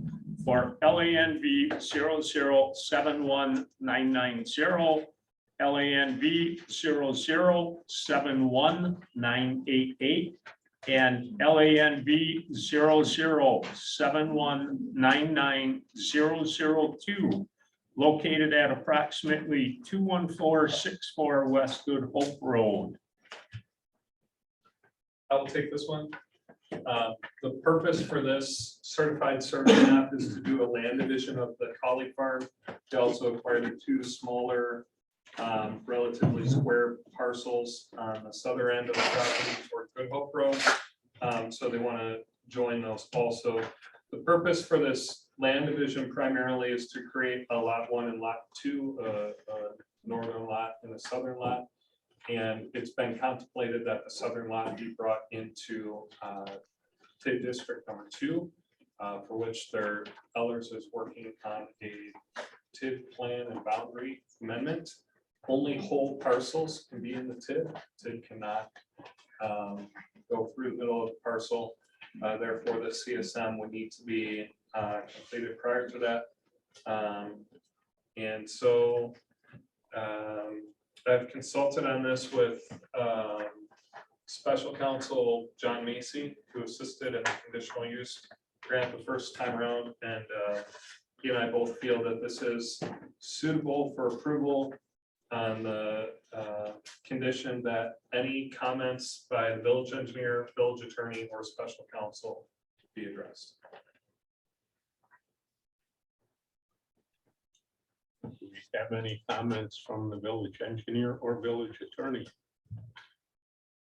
No further at this time. We're just going to make a comment about making sure that there's clear cross access between lot 1 and lot 2. And beyond that, we don't have any issues with it. Approval of this CSM will give the village maximum options with regards to the TIF district that is in the vicinity, particularly in view of the fact that the timeline for the modification of that district is fast approaching. I would recommend approval of the CSM. I'll make a motion that we approve certified survey map submitted by Hallquist Company, Inc. for LANV 007177190, LANV 0071988, and LANV 007199002 as presented and conditioned upon meeting any necessary comments or concerns presented by engineering or legal. We have a motion and second. Do we have any more discussion? All in favor? Aye. Opposed? Motion carried. Discussion and possible action to amend the conditional use order between the Village of Lannon and Hallquist Stone Company, Inc. for the Qualley Farm. I'll take this. I put this on here kind of preemptively in the event that the previous item would also require an amendment to the conditional use order. Special counsel felt that approving the CSM did not require an amendment to conditional use order. The property owner, Hallquist Stone, does have another issue that they want to work through on this that may require an amendment.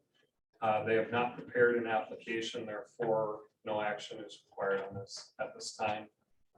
And we'll look to bring something to a future meeting. Make a motion to table. We have a motion and second to table item 29. All in favor?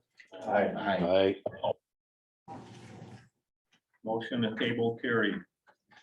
Discussion and possible action to solicit proposals from water leak detection companies to conduct a village-wide leak detection survey as identified in the USDA RD contingency project plan. So before we got approval for the whole USDA project, we put together a preliminary engineering report, and it identified various ways that contingency funds might be spent.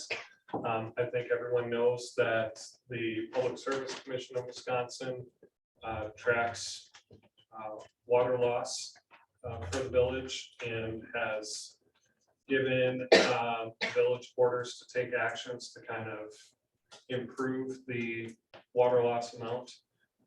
So we put in that project plan budget to do a village-wide leak detection study after the project was complete.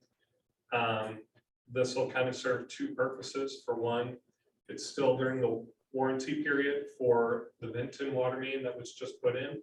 So it'd be a way to kind of preemptively look for any minor warranty issues that otherwise might not surface. And it will be a way to go back and review all of the water main installation in the village. Then there's also on the USDA project contingency identified to spend digging up and fixing. I forget if it's about 2 leaks. We just made an assumption. So that could get taken care of as part of the USDA project as well. So now that that contract is pretty close to being closed out, I thought that it would be a good time to at least put this on your radar. And I'm not sure to what extent board action is required, but it just would like permission to work with trustee Yates and solicit proposals from qualified companies to do that leak detection survey. And the intent would be to bring back some proposals at a future board meeting.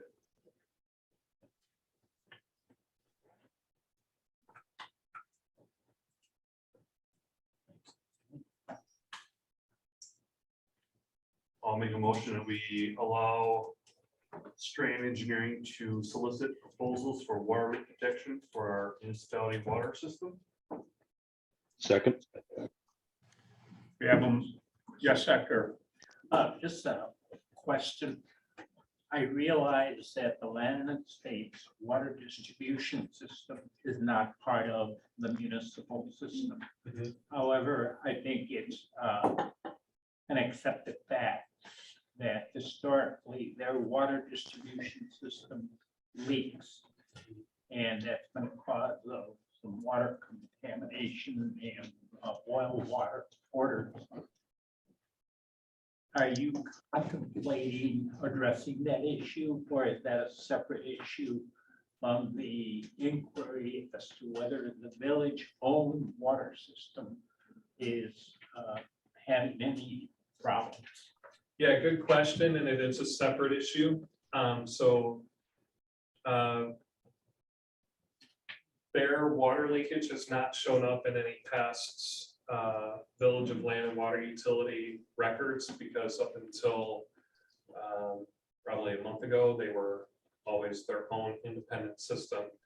Now that they're on land and municipal water, all the water that goes into their system goes through a master meter.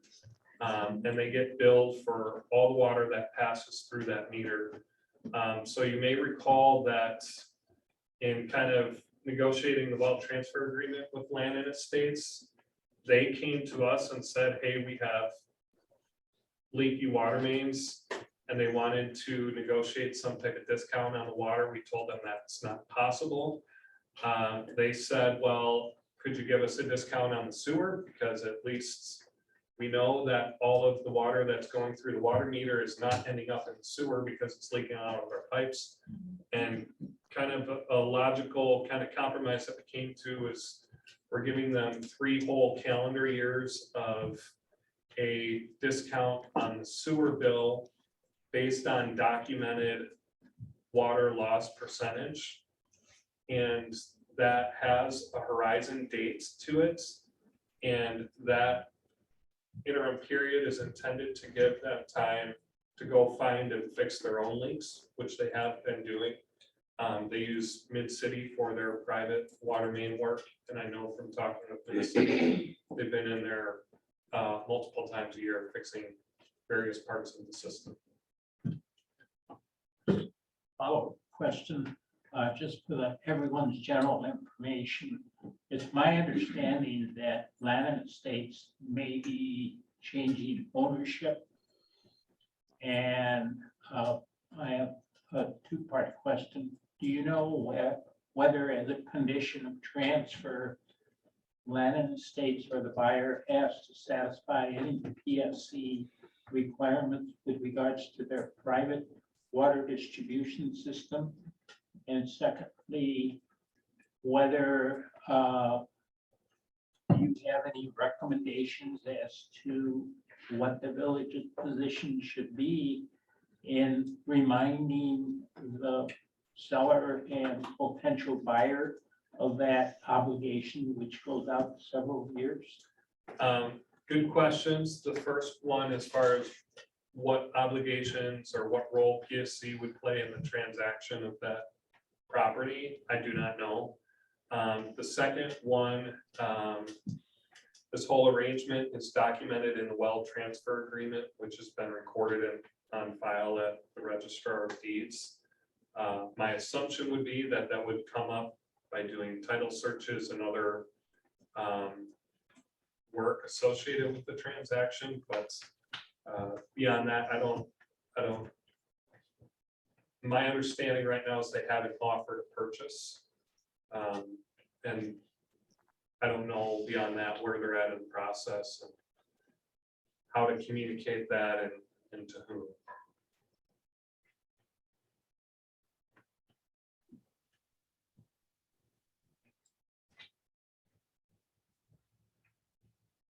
Do we have any more discussion? I'll just mention one last thing since there's an opportunity to do it.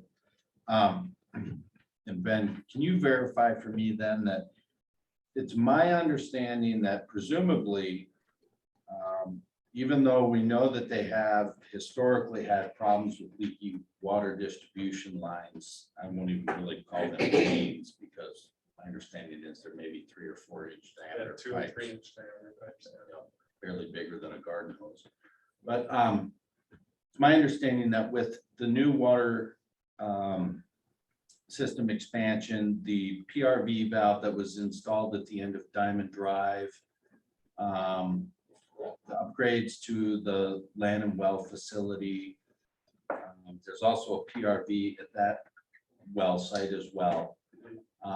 It would stand to reason that there would be far less need, presumably, certainly no guarantees, but statistically speaking, many fewer boil orders required or necessary in there because now you have a backup system, some redundancy to provide water pressure so that their mains don't dip below that, what is it, 21 PSI 20, threshold, yeah, 20 correct. PSI threshold.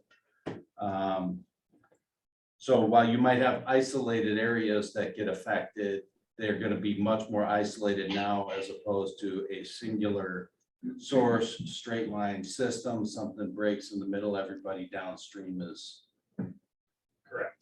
Correct. And SOL.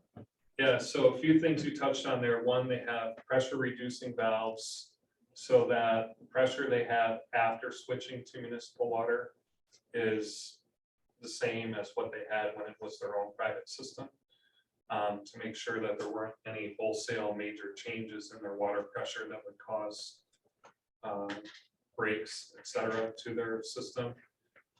They have a backup pressure reducing valve that's set even lower so that, you know, if their water pressure normally operates here and they have a water main break and that pressure goes down and it gets below a secondary threshold and the second connection opens up automatically, sensing that low pressure so that they're getting fed from 2 directions. And yes, that is intended, you know, to provide some redundancy and some looping up the mains so they're not as vulnerable to outages during a water main break. Boy, I had a third thing, but I lost it. So yeah, I mean, the result is they should have fewer boil orders at the end of the day. And much more consistent and reliable service. Correct. And I will say, just my personal observation, asset development group, I feel like has been a very proactive caretaker of this system. They've just kind of represented that the actual condition of the system was not truthfully disclosed to them when they purchased it, but they've certainly been putting a lot of effort into trying to fix those breaks and relay water mains in there and things of that nature. So it's a problem that should continue to improve over time.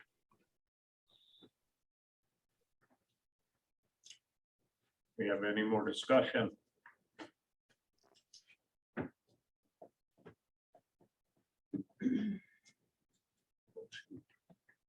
We have a motion. Yeah, we had a motion and a second. Sorry. All in favor? Aye. Motion carried. 31, discussion and possible action regarding amendment to number 2, task order 21-01 for Strand Associates, Inc. for services related to private property construction. Yeah, so this task order is the one that covers our construction administrative services for the work that Mid-City is doing on private property, in addition historically to doing some of the arrangements, the conditional use permits with the quarries, doing the ordinance revisions to well abandonments, things of that nature. So, and including the recent certified mailings. So as of the end of May, we're up to 108,000 in billings. And we continue to, I looked at the last several months, and our services are anywhere from 15 to 30 hours a month, depending on how busy the month is. April and May were a little bit busier with the June 1st deadline. But we've been spending approximately $3,000 to $5,000 a month, depending on the month. I'm not sure how many more months of service are going to be associated with this contract.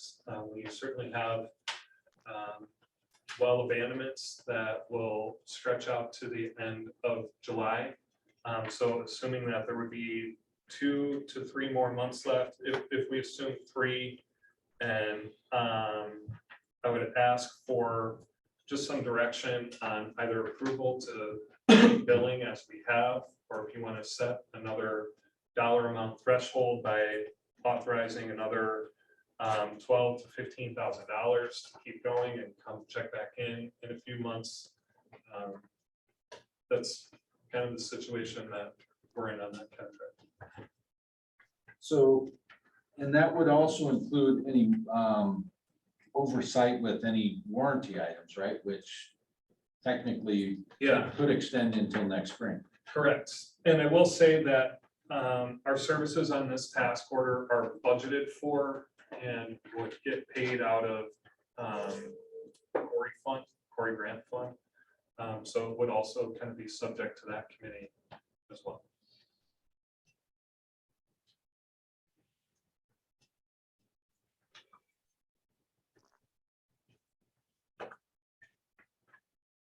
We have any more discussion? Well, I think so you haven't, we don't have anything in the packet because you don't necessarily know what direction you want us.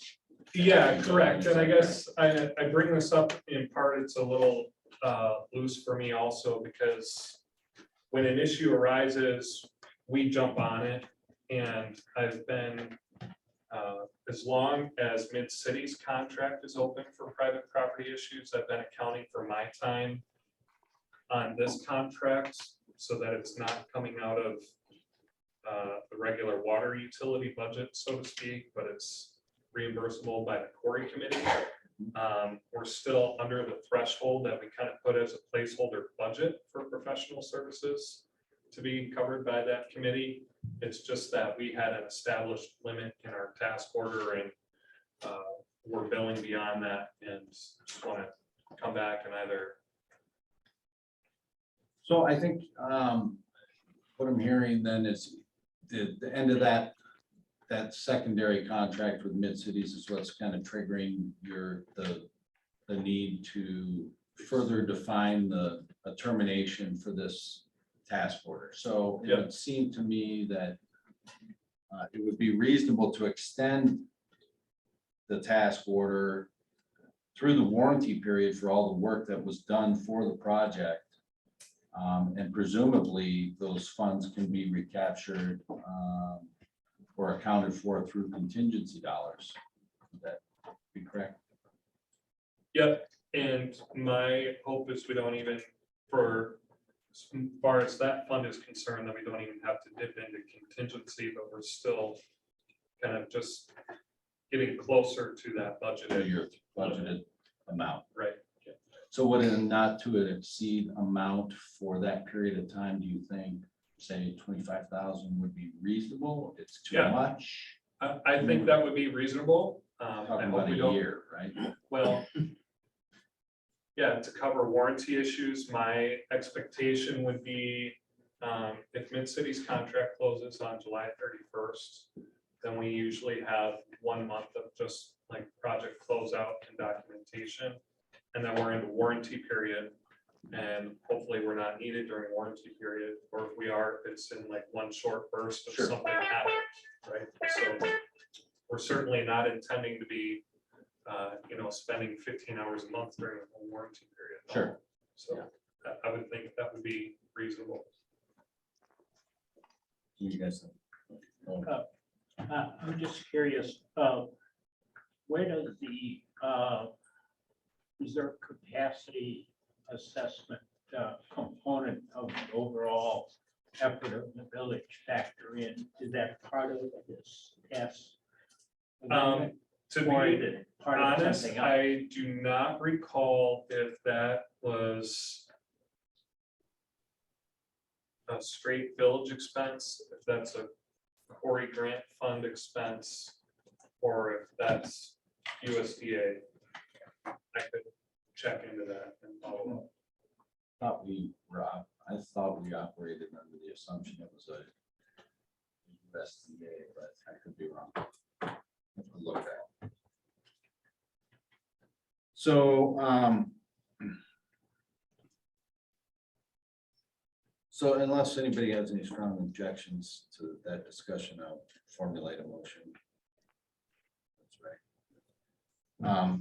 So I'll make a motion that we extend the allotted time period for task order 21-01 for Strand Associates to extend to such time as to cover any warranty period for any water system expansion related activities, and for additional expenditures not to exceed $25,000 over said period. I'll second it. We have a motion and second. Do we have any more discussion? All in favor? Aye. Opposed? Motion carried. Discussion and possible action regarding opening and contract award for contract 2-2022 Custer Lane reconstruction. The rebid proved to be a successful approach. The village received 4 bids that ranged from the low bidder, Vinton Construction, of $1,772,100.50 up to, I believe it was $2.9 million. But the 3 lower bids were all within the same ballpark, roughly 1.7, 1.8, and 1.9 respectively. I did discuss this with Ellers to see, because this is a TID1 project identified in the TID1 project plan, just to see that they were comfortable on behalf of the village, looking at the finances, that they were comfortable with it. And they had no reservations about the village going ahead and moving forward with this award. So therefore, if the village finds it to be suitable, we would recommend awarding the contract to the apparent low bidder, Vinton Construction.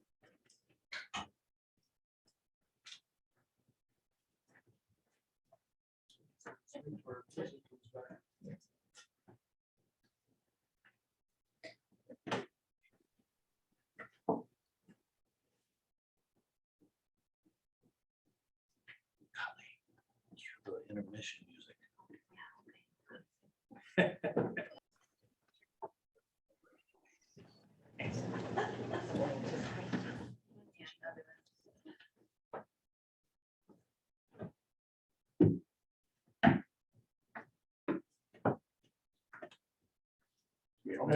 recommendation that we accept the bid from Vinton Construction for the reconstruction of Custer Lane contract number 2-2022.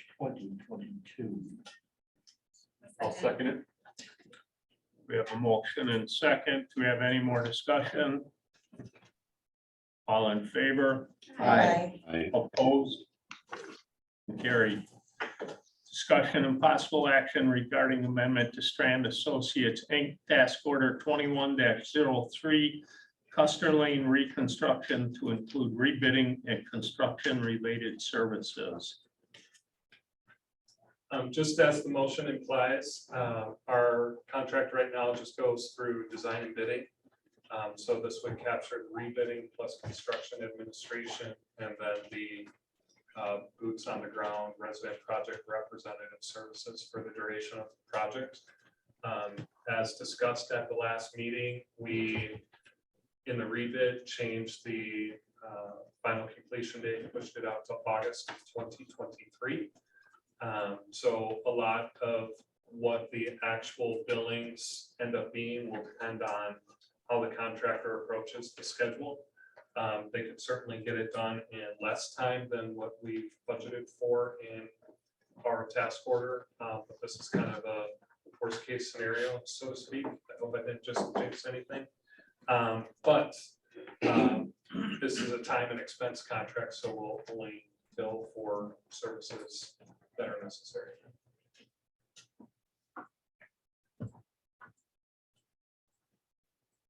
I'll make a recommendation that we amend Strand Task Order 21-03 for Custer Lane reconstruction to include rebidding and construction related services for the duration. I'll second it. We have a motion and second. Do we have any more discussion? All in favor? Aye. Aye. Opposed?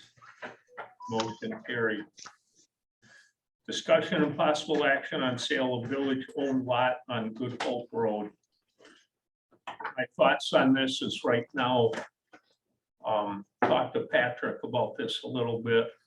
The market's up there right now, so we could list it, sell it now. The other option we would have is to hold it as our rainy day fund. That would be the two sides of the story. So I would like our board to decide, do we want to proceed with listing this? Wendy, or not Wendy, our village appraiser had sent a recommendation for an appraisal. They do not feel comfortable being involved in this. Do we want to move ahead with an appraisal? Do we want to move ahead with listing it? I look so high. Well, what does our board want to do? I'm in favor of just listing it and selling it. Yeah. Do we want to? We'll know what fair market value is. We'll list it there. It's 95 easy. Same as Whispering Ridge lots. Do we want to list it by ourselves? Do we want to get a realtor? How do you want it? How does the board want to proceed on What this? does council think? In regards to how we should go about listing it, whether as a village or a realtor, I believe with a realtor, you kind of take some of the questions out of it and responsibility and put it on their hands. That is what my feeling is on that. Well, it is a very hot market. At the same time, it converts into a hot asset. How much is it worth? The board has complete discretion in selling it for whatever it thinks the maximum value is. My standard advice is to get a private appraisal and to go from there. There are a variety of realtors who charge different interest rates some, commission rates. Some charge more for vacant land. In this particular situation, the location of this lot is in a developed cul-de-sac area. It has all of the necessary utility improvements, including water access. So it's not your typical farmland lot, if you will. You can solicit a number of realtors to suggest values. And typically that doesn't cost the village anything. The important thing is to make sure that they use valid comparables. And if you want to minimize the expenditure on the part of the village and to accelerate the process, because I know a lot of appraisers are very busy and they are backed up. You can go that route, pick 4 or so large companies and meet in closed session, discuss the information provided, and decide what you want to do, including any informal information that might be obtainable as a matter of public record from the assessor's records.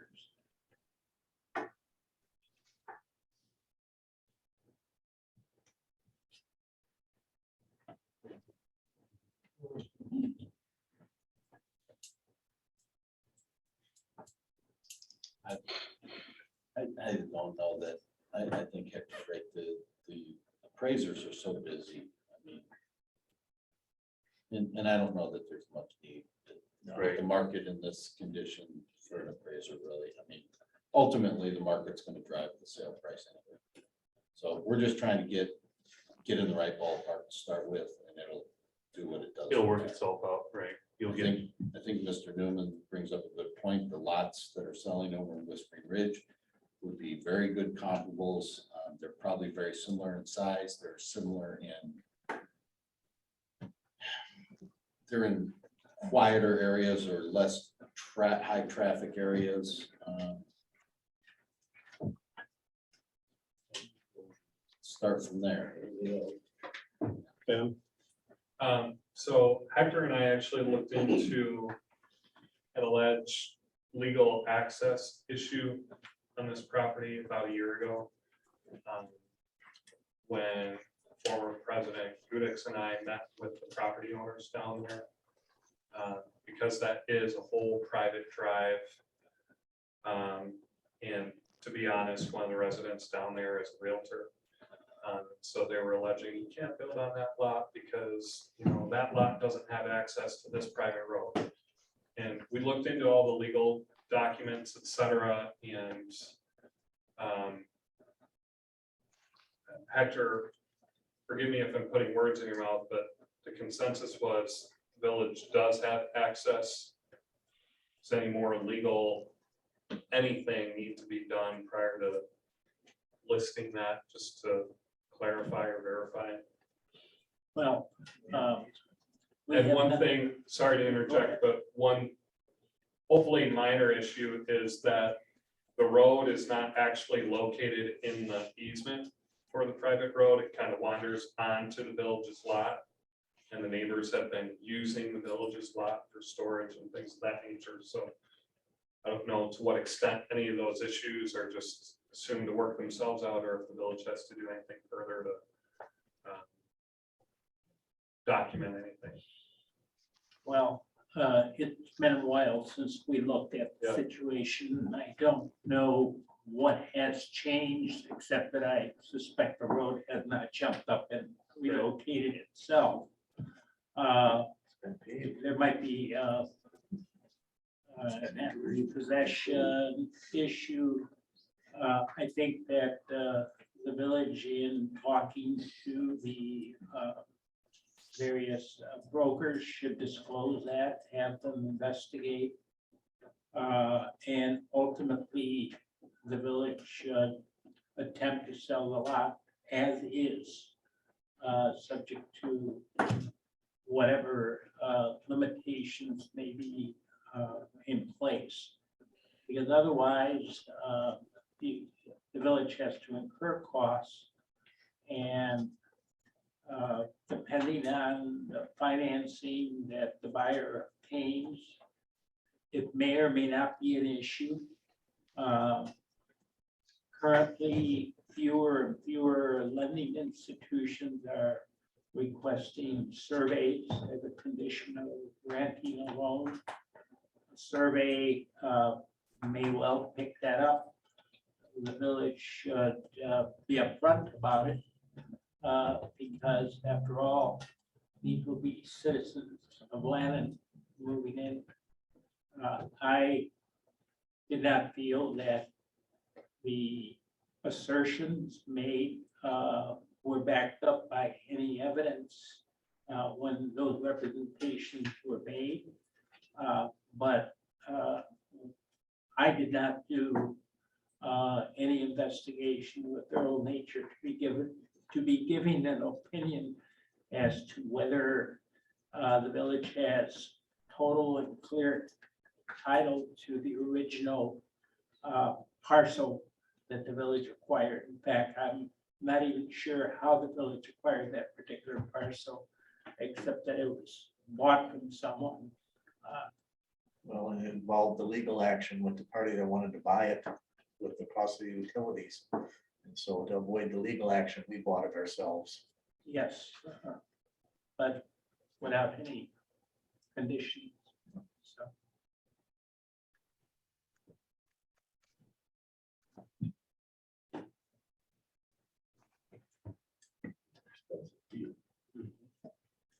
So how do we want to proceed with this?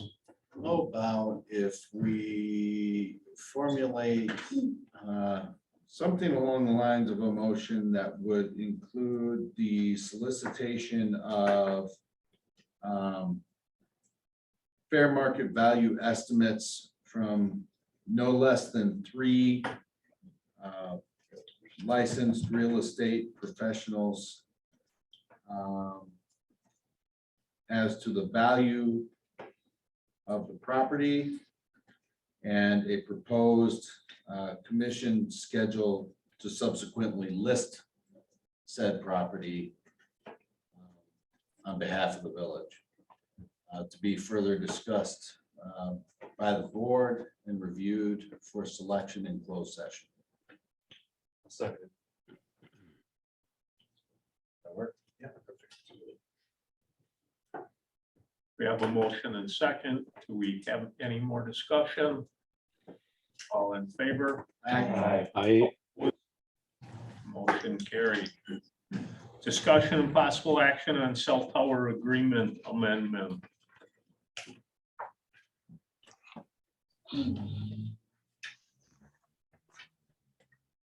This was just sent to me. They called me last week, sent me that they're looking at their cell tower sites.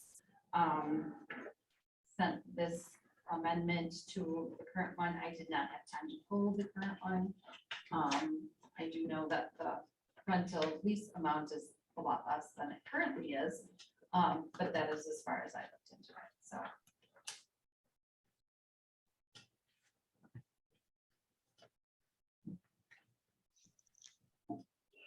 Do you recall approximately what they're currently? I believe we're getting like 2023, something like that. Geez. Cut it in half. Well, I think my suspicion is that what they're trying to do is lower their cost right now, and then they're dangling the carrot of the longer term on the back end with escalators here, so that would be my guess, but not knowing the details of the current lease, it's hard to say. It also says that we were to reply by June 10th, which, as far as I know, is. And that escalator doesn't make up for that lost revenue over those 5 years, you know. Yeah, I don't know what those I mean, leases look like at the end of their terms? Right. Do they come tear the equipment down, or do they just ask for another lease? I have dealt with a number of these situations. And there's only one part of this communication that I'm in agreement with, and that is that the industry has changed considerably. It really boils down to the old axiom, location, location, location. And that's in relation to elevations and also potential subscribers and traffic. What the cell companies themselves have done is they have allowed subcontractors such as this network real estate lease optimization group, which is not Verizon, to go out and prospect and basically panic the current leaseholder into thinking that because there is a rainbow that continues almost indefinitely, that they'll be better off. The reality is that most cell companies do not lease long-term. They enter into long-term option agreements, 35 years, renewable 5 years at a crack. And that's essentially, I didn't spend any time looking at our existing agreement, but they can terminate at any point along the way. The reduction currently will be in more valuable dollars than into the future because of inflation. And in reality, there's no compounding opportunity here.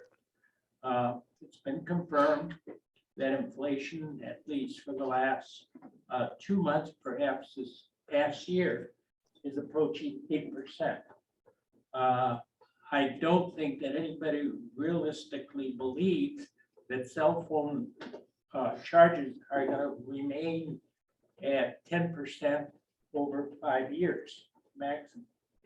So my recommendation is that you not be bothered by the deadline, and that you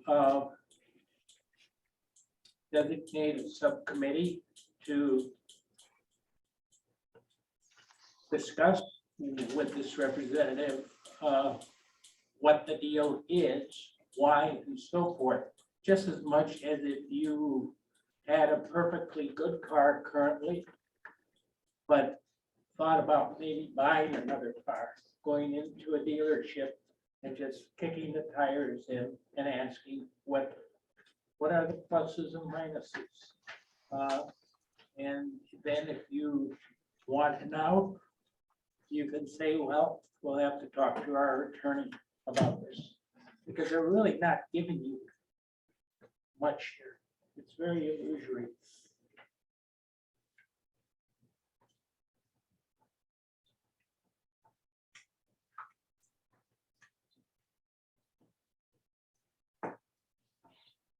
Sounds like a good recommendation. We get the committee together and have them present it to the board at a later date. Yeah, or how do we want to select the committee? It's just finance and personnel committee. Sense to me. Okay, so maybe we just make a motion to task the finance and personnel committee to review the current lease, enter into discussions with network real estate lease optimization company, and get a better understanding of what opportunities there may or may not be there, and then present back to the board. Do we have a deadline on this, Brenda? No, I told them that it would have to go to the board, et cetera. Yeah. Thank you. Hector said we could ignore it. Just want to make sure. It's Hector said. Yes, Hector said. Hector said, yeah. Okay, They're the ones trying to negotiate, not us. They'll work on our terms. may I ask, when does our current lease end? I'm not sure. I didn't have time to pull it Okay. before I left the chamber. Can you just email that to me when you Nicole, can you just- get a chance? I mean, you're not going anywhere, are you? No.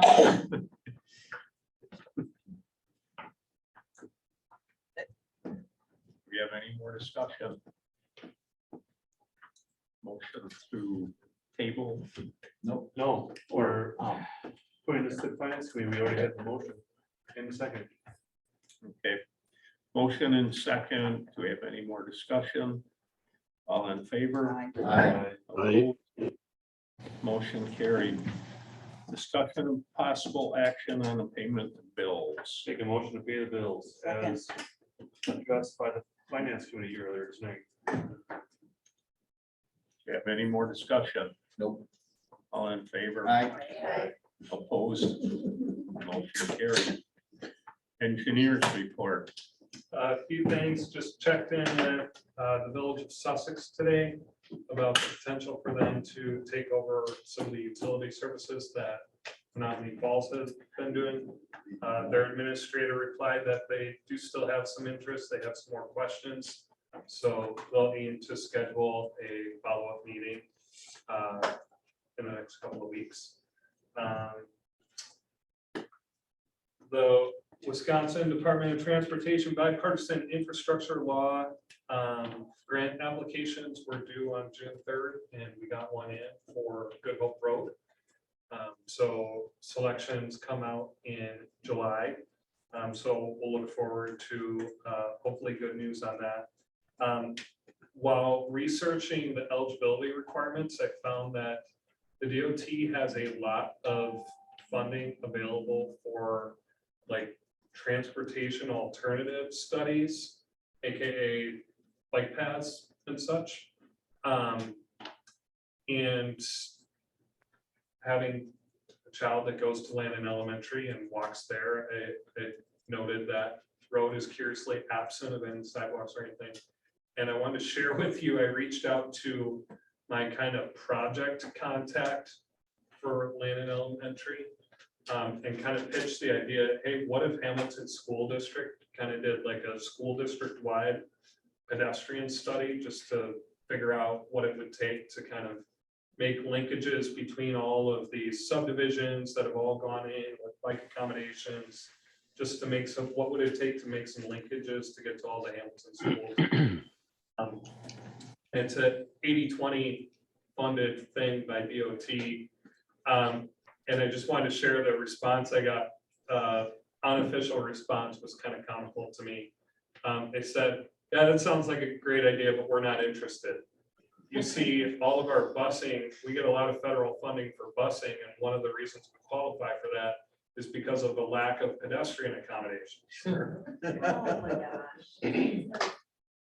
So I encourage them, hey, you do the study, you could add scope to look at what the financial impact of implementing any of the recommendations would be, et cetera, et cetera, et cetera. And I didn't get a response from them. So there's still money available to do those studies. I also pitched to the county, looking at improving connection from on like Landon Road going north up to Jake's Park, and some of these safety related things that have come up. And County Public Works Department response to that was, well, yeah, of course we'd be interested if Landon provided the cost share. Yeah. So again, just I don't intend to do anything else with those, but if you happen to be in conversation with anyone on the school board or a county representative and you want to rekindle the conversation, I'd be happy to share with you some of my preliminary project ideas and research on the eligibility. So that's it on that. TID plan amendments. Ellers has reached out about potentially doing some meetings on July 11th It would be multiple meetings. I know, John, that Phil Cossum from Mellors was emailing you. He mentioned that those 3 extra meetings are about an hour in duration. So if you did them on the same night as regular board meeting, it would be like 5:45 start, or if you wanted to do a special meeting earlier in July, whatever, but just wanted to let everyone know that regardless, July 11 will be an important meeting as far as the TIDs are concerned. And how do we light a fire under Grata to get him what he needs?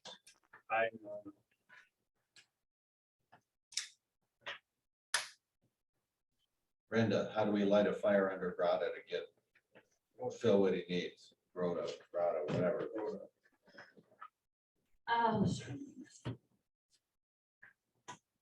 Got like a secret password you can use or something? Possibly. I've worked with him for 20 years. I think I persuade him to. I didn't see that on that list of stuff that you do. on there. Yeah, right? Must have missed it. Visible. Yeah. The only other thing that I have is just an update on the Vinton water main project. Vinton asked that we extend the final completion date through August 26th, I believe. It's the last Friday in August, in order to make sure that seed that ESI has planted germinates, rather than attempting to deal with that through a warranty issue. So we're still holding like $200,000 in retainage on them. So they're motivated to come back. Just be aware of that.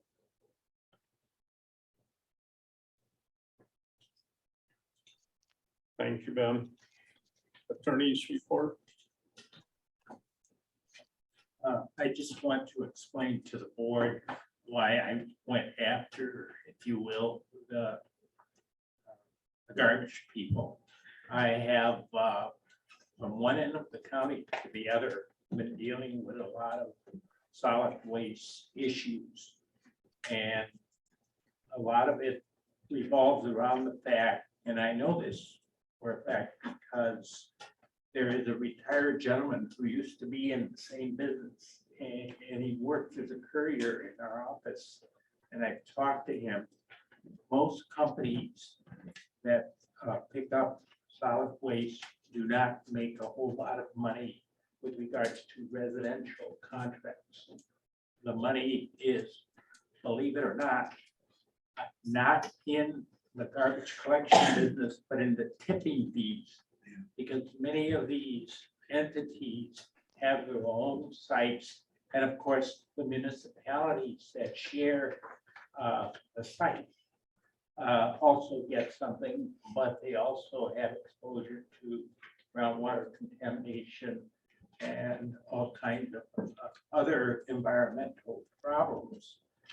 And what has happened in the marketplace is that waste management has been buying out some of the local operators, advanced disposal, and has announced to a number of communities that it's not going to continue to offer up the driveway pickup because it's not economically feasible.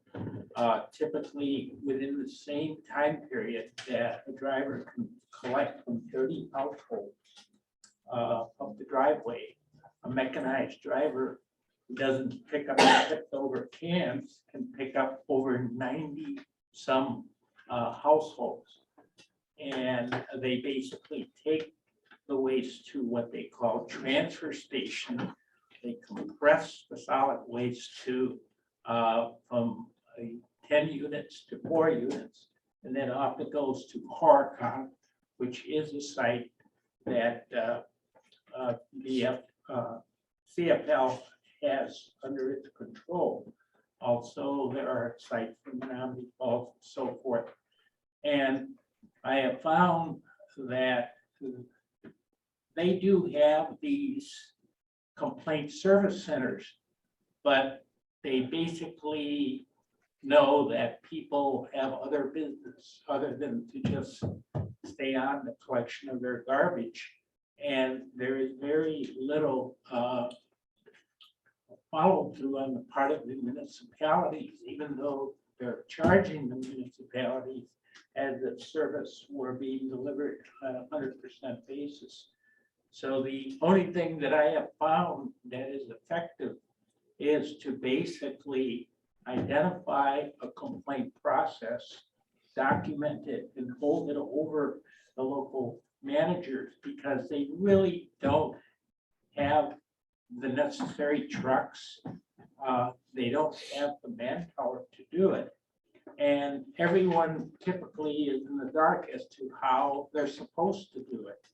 And it's not a glamorous thing to have to track complaints, but it's a matter of health for people. It's a matter of civic pride. And it's a matter of importance because everyone is paying for the service, even though it's not being delivered. So the most we can hope for is that we somehow decide to, when we make purchases, get rid of the wrappings there at the store, as they do in Germany and other countries, because they impose a surtax on the items just as much as states like California currently charge for plastic bottles, an additional 3 to 5, 10 cents. And the situation is not going to, in my opinion, in this area, going to improve, because the basic economic model does not yield a profit from a collection of the refuse. So I think it is very positive that a representative was willing to show up. And I think that the village should do its best to consolidate its information and periodically review problems, and also reach out to whoever they assign as the drivers, because sometimes to retain drivers, they basically give them better routes, and they put in neophytes who barely can operate the vehicle and all of the mechanics at the same time. That ends my report. I've got a question, Hector. You and I talked about the tree issue. Yes. What have you done, if anything, about that? I have put it on my list, and I am in the process of getting to it, to be very honest. All right. Any more questions? I'm going to keep it short and sweet. In the last year since I've taken office, typically it was Terry, Jerry, myself, and maybe one other person here. We've got more community involvement coming to the meetings, which is a good thing to see. People are coming, they're speaking more. We have to get things going down the proper channels. Our garbage issues, we now have Ron as our contact. Everything goes to him. The water stuff goes to Isaac, not to Ben, not to Brenda.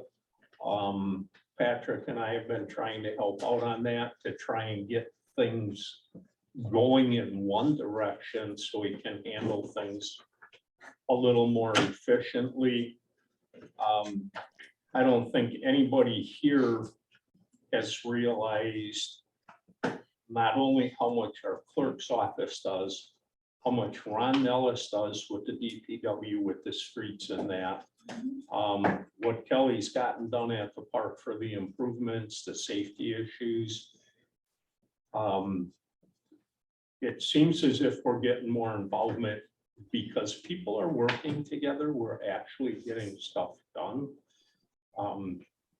Ron, I've talked to Ron about several issues because of things were not maintained and we're playing catch up, but we're moving ahead.